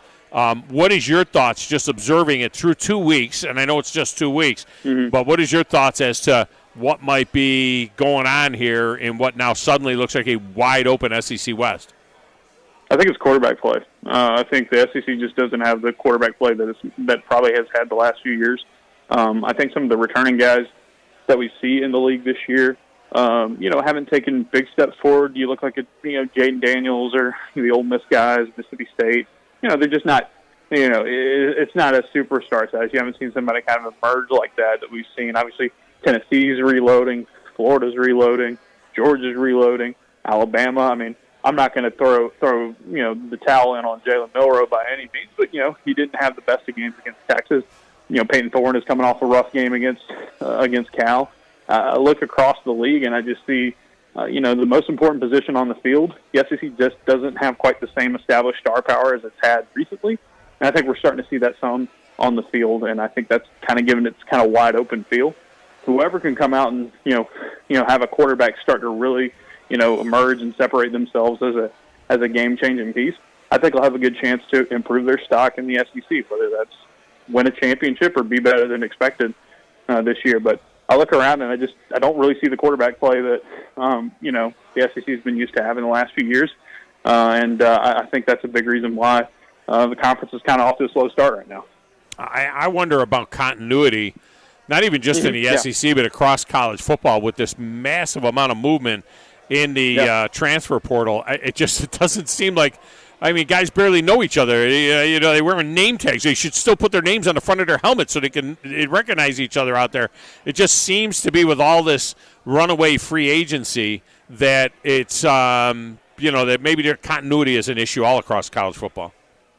Absolutely. And I think for a team like Auburn, it was kind of baked into the process this year because you were restarting and you needed to add so much talent and start from scratch. There's some good programs and some really good stable situations that had a lot of turnover this year, and I think that's played a part into it as well. And whoever's going to be able to best navigate that moving forward is going to be the best way to set up your team. And I think some coaches and some staffs are really having a hard time with it. But yeah, it is something to see for sure. That a lot of times you watch these games, you're trying to have to learn who's on who now, whenever these guys make some big plays. Yeah, no doubt about it. Justin Ferguson has been our guest. Check it out, the Auburn Observer. They got podcasts. They've got all kinds of articles. They're covering Auburn soup to nuts, and you can go there and you can join as well with a great deal. Ferg, I appreciate you so much. We'll talk next week. Absolutely. Thank you, Tom. Thank you. All right, we're going to get the phone lines opened up now the rest of the way. Here at Baumhauer's is where we are, and there are a number of things to cover. If you want to jump on board, you can do it now at 256-576-4977. I do want to throw one thought out there. Colorado's going to win again this week. They're going to beat Colorado State at home this week in their rivalry game, which is going to be a late-night game that will be on ESPN. I think it kicks at 9 or 9:15, something like that, on ESPN. They're already up in the polls, 18, 15, something like that. It's ridiculous. It's ridiculous because, yes, they've been decent. They've looked decent, but, and they do have wins over two P5 teams. They beat a TCU team and they beat Nebraska in conference, and they beat them bad. Now they're gonna play a group of 5 team in Colorado State. They should win that game without question. Then things will get a little bit more difficult for them. The question is this. They completely, obviously, turned over their roster. 80 players were turned over on that roster. 55 players came out of the transfer portal to that roster. We know that college football is very, very much a copycat thing. Are others going to start doing this? Is this what the new world's going to look like, especially if they don't try and get the transfer portal somewhat under control? Is this going to be the norm? Are people going to look at what Deion Sanders has done, or is this a Deion thing? Is this just because it's Deion? Because you wonder whether or not two things will happen. One, are there other players that had no coaching experience about to be entertained as potential head coaches in college football because of the fact that they're got great personalities and the players want to go and be around those guys, and then you build a staff? Deion Sanders is not an X's and O guy. He's not. He's not sitting there calling plays offensively or defensively. He's not a big X and O guy. He's a big picture guy. He's a CEO of a program. He's the guy that stands up in front of the program and in front of the team and makes their general statements and does the motivational stuff and so on, and he's hired himself a pretty good staff. But are we going to see more of this? Eddie George is the coach at Tennessee State, and he's had a lot of communication with Deion about building a program there. He has not had nearly the success that Deion is having. But I don't know. Who's that, Michael Irvin? Who is next? Who's the next guy that could be looked at to be hired by a college to duplicate what Deion has done, if in fact this is working. And more importantly, even at places where it's not like that, is this going to be the new normal? We saw what happened when teams went to no huddle offense. All of a sudden, everybody was doing it. We've seen what's happened in different looks defensively and different things that are on the field. But what about the transfer portal? Are teams going to start bringing in 30 and 40 transfers just like crazy to try and do what Deion did there? And is it any good for college football? So if you want to react to that, you can react to that too. You can get your bark on at 256-576-4977. Phone lines are open the rest of the way here on 97.7 ESPN, The Zone.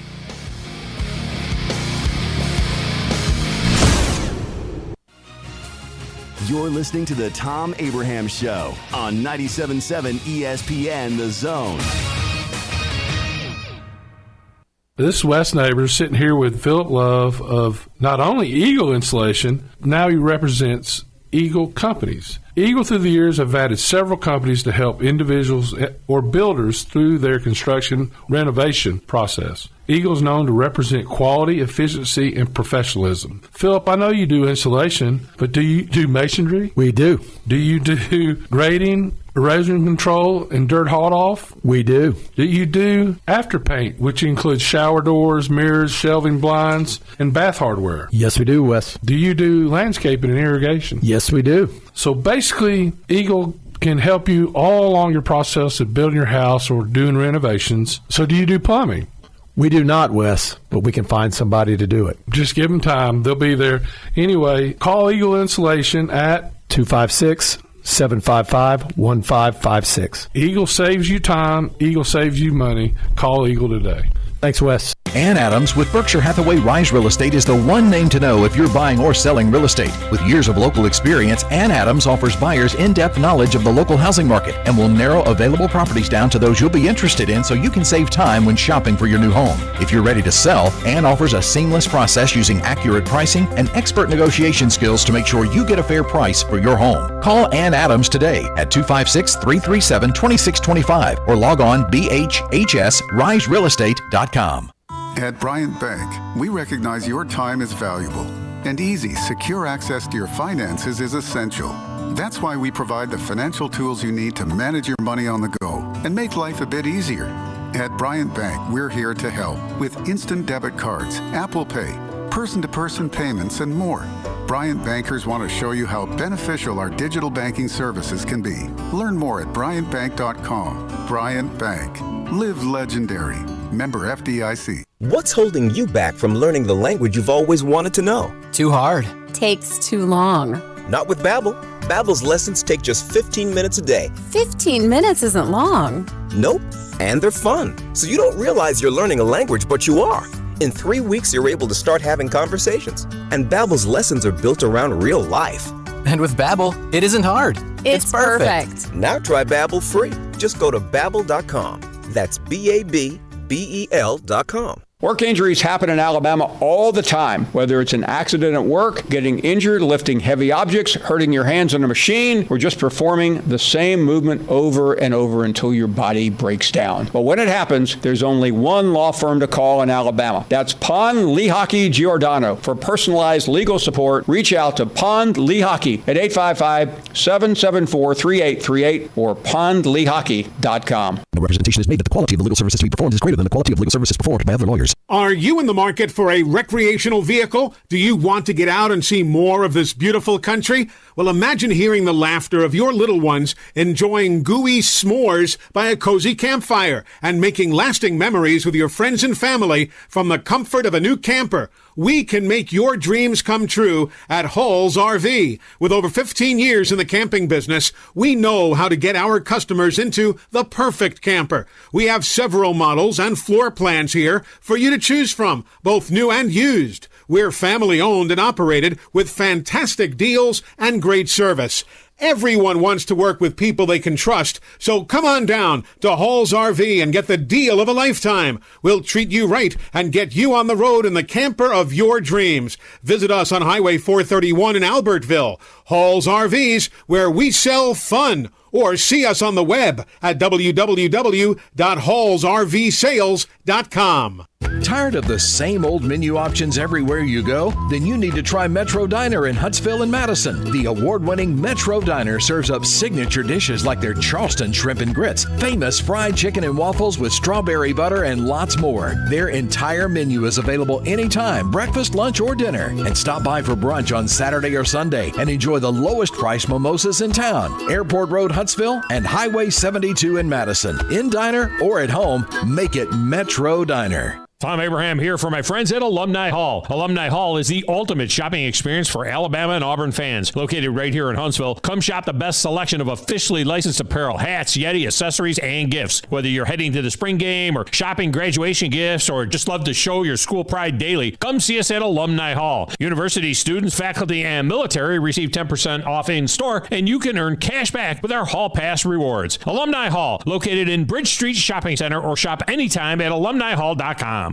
From the Fox 54 Weather Center, I'm Chief Meteorologist Jordan Dressman. A partly sunny to mostly cloudy sky this afternoon. Scattered showers and thunderstorms are going to be in the forecast, primarily once we get beyond the lunch hour. Otherwise, temperatures climbing into the upper 80s and lower 90s, dropping into the mid-60s through the overnight. A partly sunny sky on Wednesday. An isolated shower can't be ruled out. Otherwise, it is going to be much cooler on the backside of a cold front. Temperatures climbing into the mid and upper 80s, dropping into the mid and upper 50s as we head into the earliest hours of Thursday morning. Going to be a beautiful morning commute on Thursday. A partly sunny sky on Thursday afternoon. Temperatures only climbing into the low and mid 80s. I'm Chief Meteorologist Jordan Dressman on your home for ESPN Radio, 97.7 ESPN The Zone. Touchdown, Alabama! Hi, this is Eli Gold, voice of the Alabama Crimson Tide. Join us every week for Alabama football right here.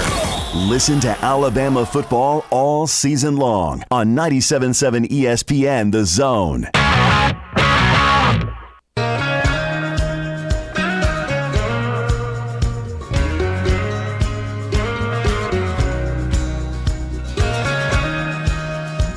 This segment of the Thom Abraham Show is brought to you by Valley Equipment Rental with 2 locations, North Parkway and South Parkway. The South Parkway one is right behind me here.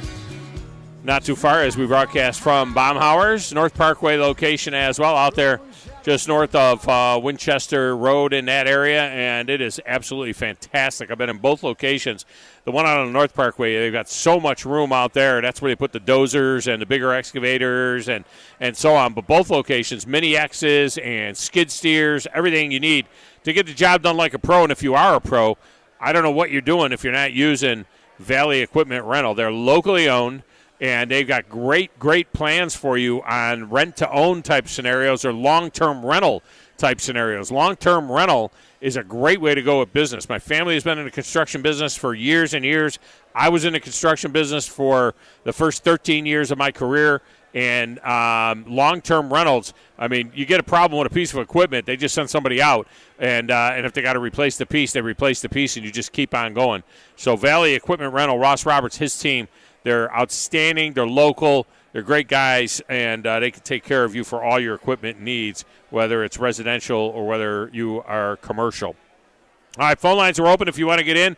We're here at Baumhauer's. We have the box, Register to Win box here as well, so you can register to win Bob's tickets to either the Tennessee game or the LSU game. Come on by and take advantage of that as well. 256-576-4977 is your number. Your text window is open as well, 732-982-7469. From the text window, I agree with you on the play calling. I thought Mike Shula was back. Yeah, I mean, it was a little bit of a shock to the system. It's not just about that. It's a lot of the Jimmies and the Joes as well. See, it's not just about that. It's a little bit of everything. They say that, but I feel like Mike Shula probably would have ran the option. I mean, like, he probably would have ran the option with whoever that was. I mean, we can maybe. I think he would have at least. There would have been a couple option plays probably in that offense. A little. Well, bit. And it doesn't even just have to be the option. It could be quarterback draws. Yeah. It could be putting them on the perimeter. The name Cam Newton, Nick Marshall. I mean, do they? You know what I mean? Just run that type of offense. I feel like that would have worked anytime. Let me tell you something though. Cam Newton threw the ball infinitely better than Jalen Milroe does. I mean, and somebody had said, and I forget which one it was that said it was they were defending Jalen Milroe, and they were saying, Milroe can make all the throws, and I'm like, whoa, what do you mean Milroe can make all the throws? I'll tell you right now, he's not throwing anybody open. Yeah. Milroe is waiting for the guy to be open and then trying to throw it in there and then either throwing it into the ground or airmailing it. His technique is bad. His ball position is bad before, when he throws the ball. I'm not saying he's not a dynamic football player and that he can't make some throws. Milroe cannot make all the throws. And he's missing open guys, and he is way too quick to pull it down. I mean, if his first read isn't there, he's going to pull down and go. It's a concern, man. It's not a concern this week because of the opponent in South Florida. It is a concern, though. When they play Ole Miss, it's a concern. And I would be stunned if Tyler Buchner, and I'm saying Tyler Buchner instead of Ty Simpson because Tyler Buchner was the one that has been listed as number 2 on the depth chart. I would be shocked if Tyler Buchner isn't getting a certain amount of reps with the ones and that we don't see, some 2-quarterback play here this week. This is going to be a little bit of an audition if Alabama can get this thing under control against South Florida. Yeah, it's just kind of weird how, Hugh Freeze is having the same thing happen to him over in Auburn where he's got the 2-quarterback situation, possibly trying to figure out which one could be, the guy going forward or whatever. And it's like, in the Alabama situation, it's just like, yeah, you could use Buchner, but it's like you don't even have to be a football person. It seems like everybody that calls into this show or anybody that's talking about Jalen Milroe, it's like, how are you not using this guy the right way? Like you just talked with Mike Johnson. Guys are not being put in position to win. And you've been talking about it since yesterday of how, it just seems like they're not running the type of offense that Jalen Milroe should be running. And it's just like, we're sitting here talking about it right now. What should they be running? And it just doesn't make sense. Yeah, and it's not a complete offensive overhaul. It is it is just, I know you have this stuff in your game. You must have this stuff in your game plan, or in your game, if not in your game plan. It's in your playbook is what I'm saying. And you think that you would just do things to accentuate what this guy does. Now, there are other situations as he has nothing to do with the fact that the defensive line is not getting home. All right, they're not getting home. I think they got 2 or 3 sacks, both all in sacks in the last 2 games. Well, all of them in the middle game. Yeah. Zero. I mean, Quinn Ewers, did they even wash his uniform? That's what I'm saying. How many pressures did they even get on Middle Tennessee? That's what I wanted to see. Yeah, on top of the sacks. At least, I mean, they got a little bit on Middle Tennessee, but they got 0 against Texas. And then on the flip side, Milroe was running for his life half the time when he, sometimes when he wasn't running for his life on his own, he was running for his life. The constant pressure, the constant hits on him. They were beating guys. I mean, just mano a mano. Just flat out, just guys getting beat off the ball. Technique-wise, there was an issue, and Nick Saban addressed it when he said about the soft sets, not the soft players, but the soft sets.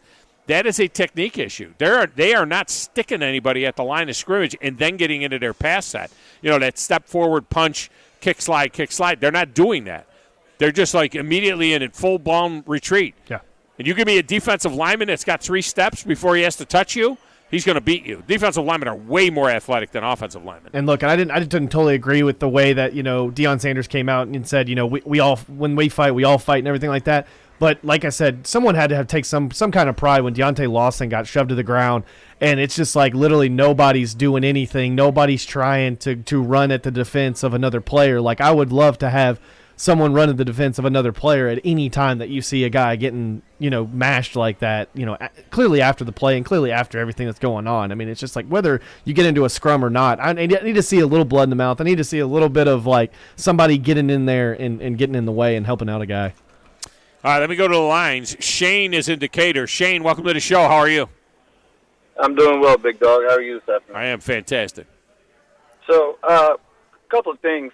For one, as far as the quarterback play and everything goes, I think the SEC's kind of come back down to earth with everyone else because I think your last guest was right. He touched on it. We don't have the star power in the SEC, but I just thought of something as you guys were talking about Alabama with South Carolina, and I know there's not a lot of comparisons between the two, but South Carolina took Luke Doty, who was our backup quarterback, who shined when he actually got a chance to come in and play, moved him out the receiver because he's so athletic, and then obviously we got Spencer Rattler to throw the ball. So do you think that could be a way that Alabama could go as far as putting Jalen Milroe out there so he could actually touch the ball and do something with it and, bringing number 2 in to throw the ball to him?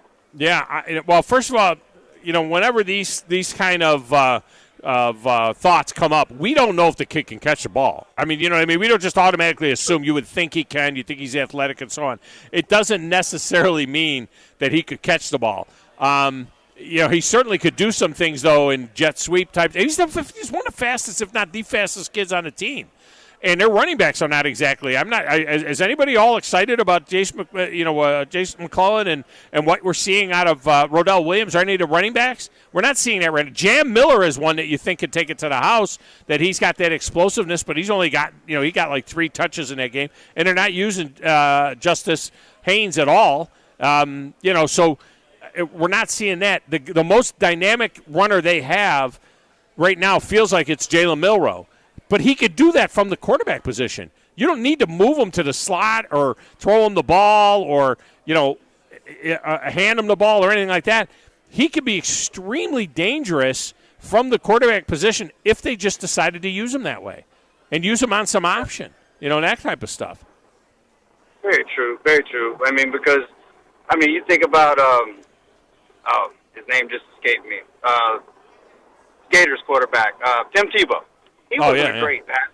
He wasn't a great passer, but with the ball in his hands, he could do a lot. And that's why I agree with you what you just said, because they could actually use him in that way. But what happens? And what happens, Shane? What happens, Shane, when the quarterback breaks the pocket a few times like that, or they run some draws, or they run it? It takes the starch out of the pass rush, doesn't it? Because now they got to go all in. They got to stay in our lanes. We got to contain this guy, keep him in the pocket. So then maybe you're helping the offensive line out a little bit, so that he can then go through his progressions and make some decent throws down the field. But it felt like Texas didn't care. They felt like there was nothing. They weren't going to get hurt by him, and they didn't have any runs designed for him. And they were going to go hell-bent for leather, and that's how they were rushing him. And they were going to make him beat him from the pocket. It's like we're going to make what do you mean you're going to make Jalen Milroe beat you from the pocket? Why is he in the pocket? He should very rarely be in the pocket. I agree, and I do agree with the point. I forget which one of you made it, but it seems like Texas just lined up a mano. It was like, all right, bring it. We're going to beat you anyway. Guys, yeah, they were just beat guys. And the play calling, as we said, so predictable and so. There was nothing deceptive. There was nothing about it that where they ran anything that kind of would get guys open or do anything compared to what Sark was doing. Now Sark's got a lot more history at this than does Tommy Rees, but Tommy Rees looked like he was totally overmatched in terms of trying to come up with any kind of anything. They didn't do much with formation. They didn't do much with motion. They didn't do anything like that. It was as if they felt like they could line up and just maul Texas, and then when that didn't work, they didn't know what to do. They averaged 6 yards a carry in the first quarter, and after that, they averaged 2.1 yards per carry the rest of the game. They weren't mauling anybody. Yeah, because Texas pretty much, they thought they knew what they were going to do, and then after the first half, they knew that was what they were going to do, so they buckled down and did what they had to do. Yeah. But to touch on your subject before you went to break, the Deion thing, I think Deion is such a big personality that I don't believe there is another personality like that in the sport that could do what he's doing.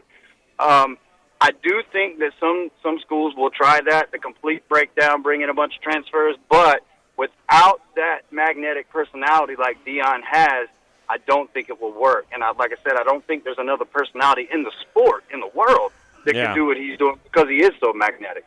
But with that said, I'll let you guys go. I'm enjoying the show. Have a good day, guys. All right, man, appreciate you. I'm trying to think of somebody, Grizz. I mean, I threw out Michael Irvin because he was at the Colorado game. I don't know that he has the desire or the gumption to try and do something like that. I am trying to think who is a personality that is so strong and so big that everybody and their brother would want to go play for him. And look, let's bring the racial aspect into this because this is legit. 65-70% of the players are African American. Deion is one of the few in terms of percentage African American head coaches in college football. That resonates with a lot of players. So you got to think that's part. You can't just say, well, Tom Brady. You know what I mean? I don't know that it would have the same effect. Give me a guy. Ed Reed. I can see Ed Reed. Ed Reed, maybe because he was a coach with the Buffalo. He was a coach with the Buffalo Bills. He was an administrator with Miami.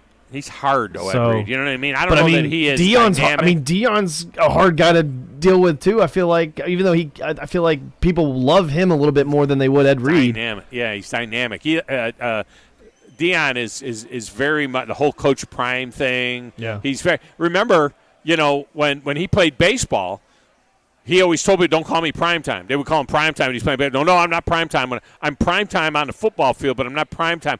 And then he kind of went away from the primetime thing. And then when he became a coach, this whole Coach Prime thing took off like crazy. And it was funny because I was listening to some of the game on my way back from my grandson's youth football game, and I was listening to the Colorado broadcast team on satellite covering the game, and they were calling him Coach Sanders. I thought it was kind of funny because you never hear Coach Sanders. Yeah. But they were saying Coach Sanders. But, I don't know. See, Eddie George, I don't think Eddie George has that juice. He doesn't have everybody and their brother wanting to go play at Tennessee State. Eddie is there. Could Ray Lewis spark something? Like maybe if he went into like a coaching thing? Because I was thinking HBCU, like sticking to HBCU maybe, or like sticking to like coaches that could get their stitch in the HBCU then somewhere else. What's Robert Mathis doing? Does he coach? Does he? What I mean is. No, I don't. But he's not that kind of. Yeah. I mean, he should coach because he's a really good guy. But he's not gonna. I mean, not like a flashy guy, but a guy that can like come in and maybe get a program. Got to be a flashy guy. Yeah. We're talking about Deion Sanders. We're talking about Ray Lewis. We're talking about pure flash, and Ray Lewis is a good example of something like that. I mean, he would be a guy that would be magnanimous or magnetic, I should say, in his personality. T.O. Would T.O. coach? I mean, Chad Ochocinco, would he coach somewhere? Maybe. I mean, these are crazy guys, but I mean, like, if T.O. coached, I think he would be pretty good. I think if he had a good coaching staff around him, he could probably pull a Deion. I don't know if he. Randy Moss? Could Randy Moss coach? No, I don't think so. You don't think he could take some school in the South? Now, one thing Randy Moss has going for him is that he is on TV. With that Monday Night Football crew. Here's the funny thing about Deion is these players, for the most part, they don't remember Deion's career. I mean, his career was over long before these guys. But he then went into the media and was a part of TV, and he was Neon Deion and Coach Prime and all that kind of stuff. But he was part of the TV, and I think a lot of them know him from that. And they had those reality shows and stuff like that. So he kept himself in the forefront, media-wise, and I think a lot of the players know him from that. Plus, he's got two sons that are really good players. Yeah. I mean, do any of these other guys got a kid like Shadur Sanders? And I wonder what it's going to look like when Shadur Sanders is gone. It was kind of like a flasher, like what Herm Edwards was doing, where like Deion Sanders clearly was around the camps, and clearly he had kids that were playing, and then like, you know what I mean. I feel like he was around it more too. Yeah. When it came to the media and when it came around to like younger kids playing right now, and he was a big support. I feel like he was a big supporter of that too. So let me get and I'll just throw something else, another log on that fire. Is he going to coach in the NFL? Let me just throw that out there. Deion? Deion, I'm just saying, what if the Atlanta Falcons went 7-10 this year? And they thought, do they bring in Deion Sanders to the Atlanta Falcons? I mean, it's a different animal because you don't have unlimited free agency. Let me get Badger Larry in here. Badger Larry, welcome to the show. How are you? I'm doing good, Tommy. It would have to be Dallas, the only place that. Can you imagine the Dallas Cowboys hiring Deion Sanders to be their head coach? I mean, he's got to have a great set. He's not an X and O guy. He would have to have a great set. He's really more suited to the college game, because I think the pro guys would be like, get out of here with all that stuff. Get your bling and get out of here. Where I think the college kids are really enamored with his style. Yeah. All right, I got a couple things to touch on. And as you know, a lifelong Packer fan. Yeah. So I was wanting Aaron Rodgers to suck, but I didn't really want to see him get hurt. Right. But now the top news thing on Fox News is players all raising hell about, profit over players because of the turf. They replaced the turf in Met Stadium and didn't put natural grass in there, and so now they're saying that this is all regarded to that. So, yeah, if his foot got stuck in that turf, it's a very sticky surface. There's no doubt about it. Yep. And the thing that really bothers me, Larry, is they're going to put natural turf in there over the top of the synthetic turf for the World Cup in 2026. And I'm like, if I'm an NFL player, I'm like, wait a minute. You're telling me that we're going to take all of these stadiums, including AT&T Stadium in Texas and including the Mercedes-Benz Stadium in Atlanta, and you're going to put natural grass in all of those stadiums so that they can play soccer on there, but yet you won't do it for us to play football? That would piss me off. Oh, I'm telling you. Yeah. They got a definite point on that. And guess what? If he hadn't left Lambeau Field, we don't have that turf there. And he's got a big left tackle that protects it, too. He's not going to get hit every time he goes back like he is. You know that there's some artificial in the Lambeau Field? In the Lambeau Field, they've got this special kind of turf where it's natural grass, but in the natural grass, there are synthetic fibers that grow through that are in there, and then the natural grass grows through it. But it's like a blend of synthetic and natural. It's really something. By the way, did Jordan right now? Jordan Love looks better than Justin Fields. You know what I mean? Right now, he was the better quarterback in that game. I'll let Justin Fields this, Justin Fields that. Jordan Love looks like the better quarterback than Justin Fields right today. Yeah, and the Bears still suck. But I sent you that, by the way. Yeah, they do. One more thing we never talked about because it's football. But my Brewers spanked your Yankees this weekend and should have won the third game, all three of them, and had a no-hitter through 11 and still figured out a way to lose one of the games. Unbelievable. Yeah, the Yankees. The Yankees it looked like they were going to maybe make a move, and something was going to happen, and then boom, they're dead meat. And now here they are playing the Red Sox, and it should be a big deal. And it's Yankee and Red Sox fans are like, yeah, whatever. I guess maybe I'll watch it tonight because I got nothing else to watch. Well, that's the way it goes. And one more thing about this quarterback situation in Alabama. Now, let's face one thing. If you would have had one of them other two quarterbacks back there Saturday night, he wouldn't have lasted long because he would have got killed about 25 times. He'd have got sacked. Because Milroe, at least he has athleticism enough to get out of the way. I'll disagree with you a little bit because Milroe held the ball on at least 3 to 5 sacks. He's holding the ball too long, and I'll disagree in as much as this. I think that if Buckner or Simpson are making the proper reads and getting rid of the ball quick and taking advantage of these guys, they would have to back off a little bit. I think they're coming after him because they know he's a deer in the headlights on drop-back passes. I think they just know that. So I think a quarterback who can make a quick read and burn you when you try to come after him like that, I think that takes some of the starch out of the defense. Well, they better have plays called where they can do a quick pass. Well, they don't now. And the offensive line that was supposed to be this vaunted 350 pounds per guy, great offensive line sucks. They are terrible. Yeah. So I don't know. They got a lot of work to do before they play somebody good. Right. So. All right, man. Well, they're going to play somebody good when even when Ole Miss comes in. I mean, they're going to have it right, then. All right, we'll get a break in here. We'll come back with. Thank you. Appreciate the call. We'll come back in here with one more segment and wrap it up next here from Baumhauer's on 97.7 ESPN, The Zone.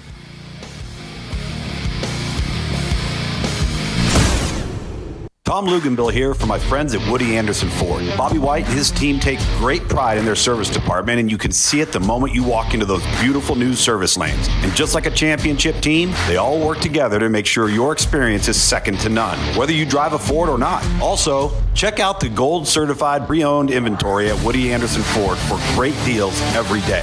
Stop by and see them at Jordan and Sparkman or at Woody Anderson of Madison on Hughes Road, or visit WoodyAndersonFord.com. Don't let your back or neck pain get in the way.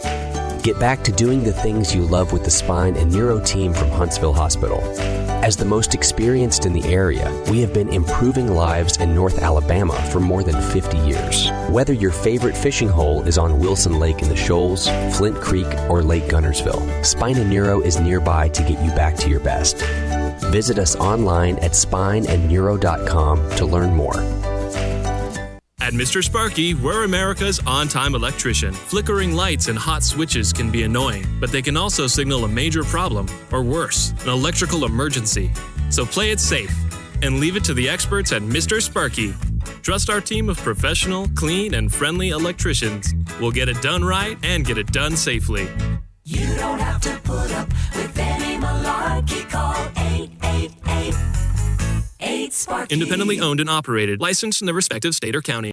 If you work in a dangerous or logistically intense industry, you know good training can be a challenge. There are training costs, safety concerns, and difficulty replicating real-world scenarios. There's a better way used right now in the Army and in all our armed services to better prepare our heroes, and it's available to you in your organizations. Higher Echelon's Game Development Team is revolutionizing learning in military training, dangerous industry, STEM, and sports performance domains with cutting-edge virtual training that immerses you in lifelike scenarios without the cost and safety concerns for trainees. With Higher Echelon's game-based training, you'll experience realistic simulations, precision accuracy, and unparalleled safety. Higher Echelon founder Dr. Joe Ross is retired Army who played and later coached for the cadets and puts that experience to use. His team has been building cutting-edge virtual training environments for soldiers and clients for a decade. Higher Echelon, the name you can trust for advanced training solutions. Reach out at higherechelon.com to get your free consultation. Go Higher and go Army. From the Fox 54 Weather Center, I'm Chief Meteorologist Jordan Dressman. A partly sunny to mostly cloudy sky this afternoon. Scattered showers and thunderstorms are going to be in the forecast, primarily once we get beyond the lunch hour. Otherwise, temperatures climbing into the upper 80s and lower 90s, dropping into the mid-60s through the overnight. A partly sunny sky on Wednesday. An isolated shower can't be ruled out. Otherwise, it is going to be much cooler on the backside of a cold front. Temperatures climbing into the mid and upper 80s, dropping into the mid and upper 50s as we head into the earliest hours of Thursday morning. Going to be a beautiful morning commute on Thursday. A partly sunny sky on Thursday afternoon. Temperatures only climbing into the low and mid 80s. I'm Chief Meteorologist Jordan Dressman on your home for ESPN Radio, 97.7 ESPN The Zone.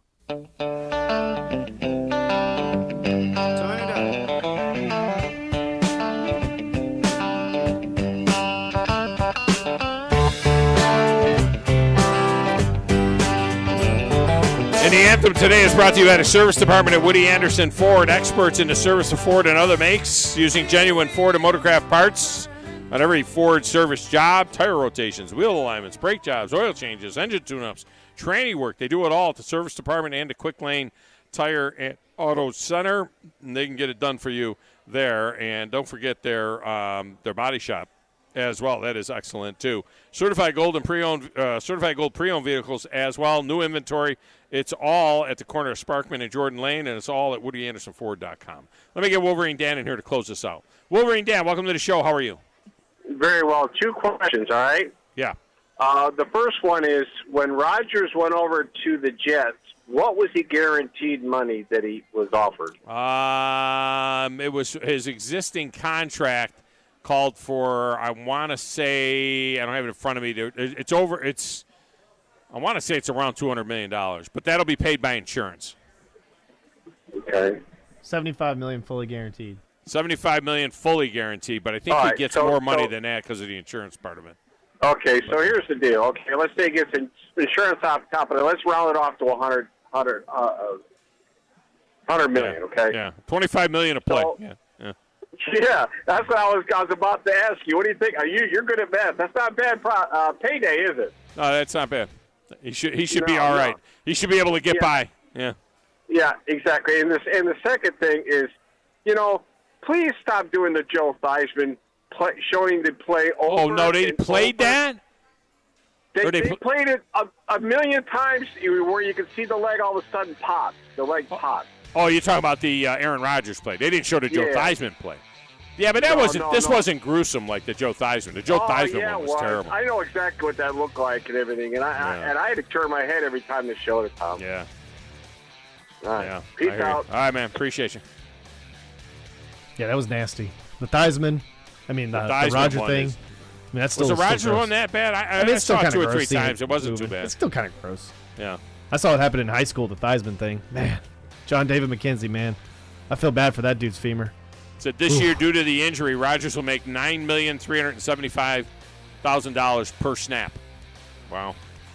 All right, want to thank the gang here at Baumhauer's, always taking care of us. Up next, it's the Paul Feinbaum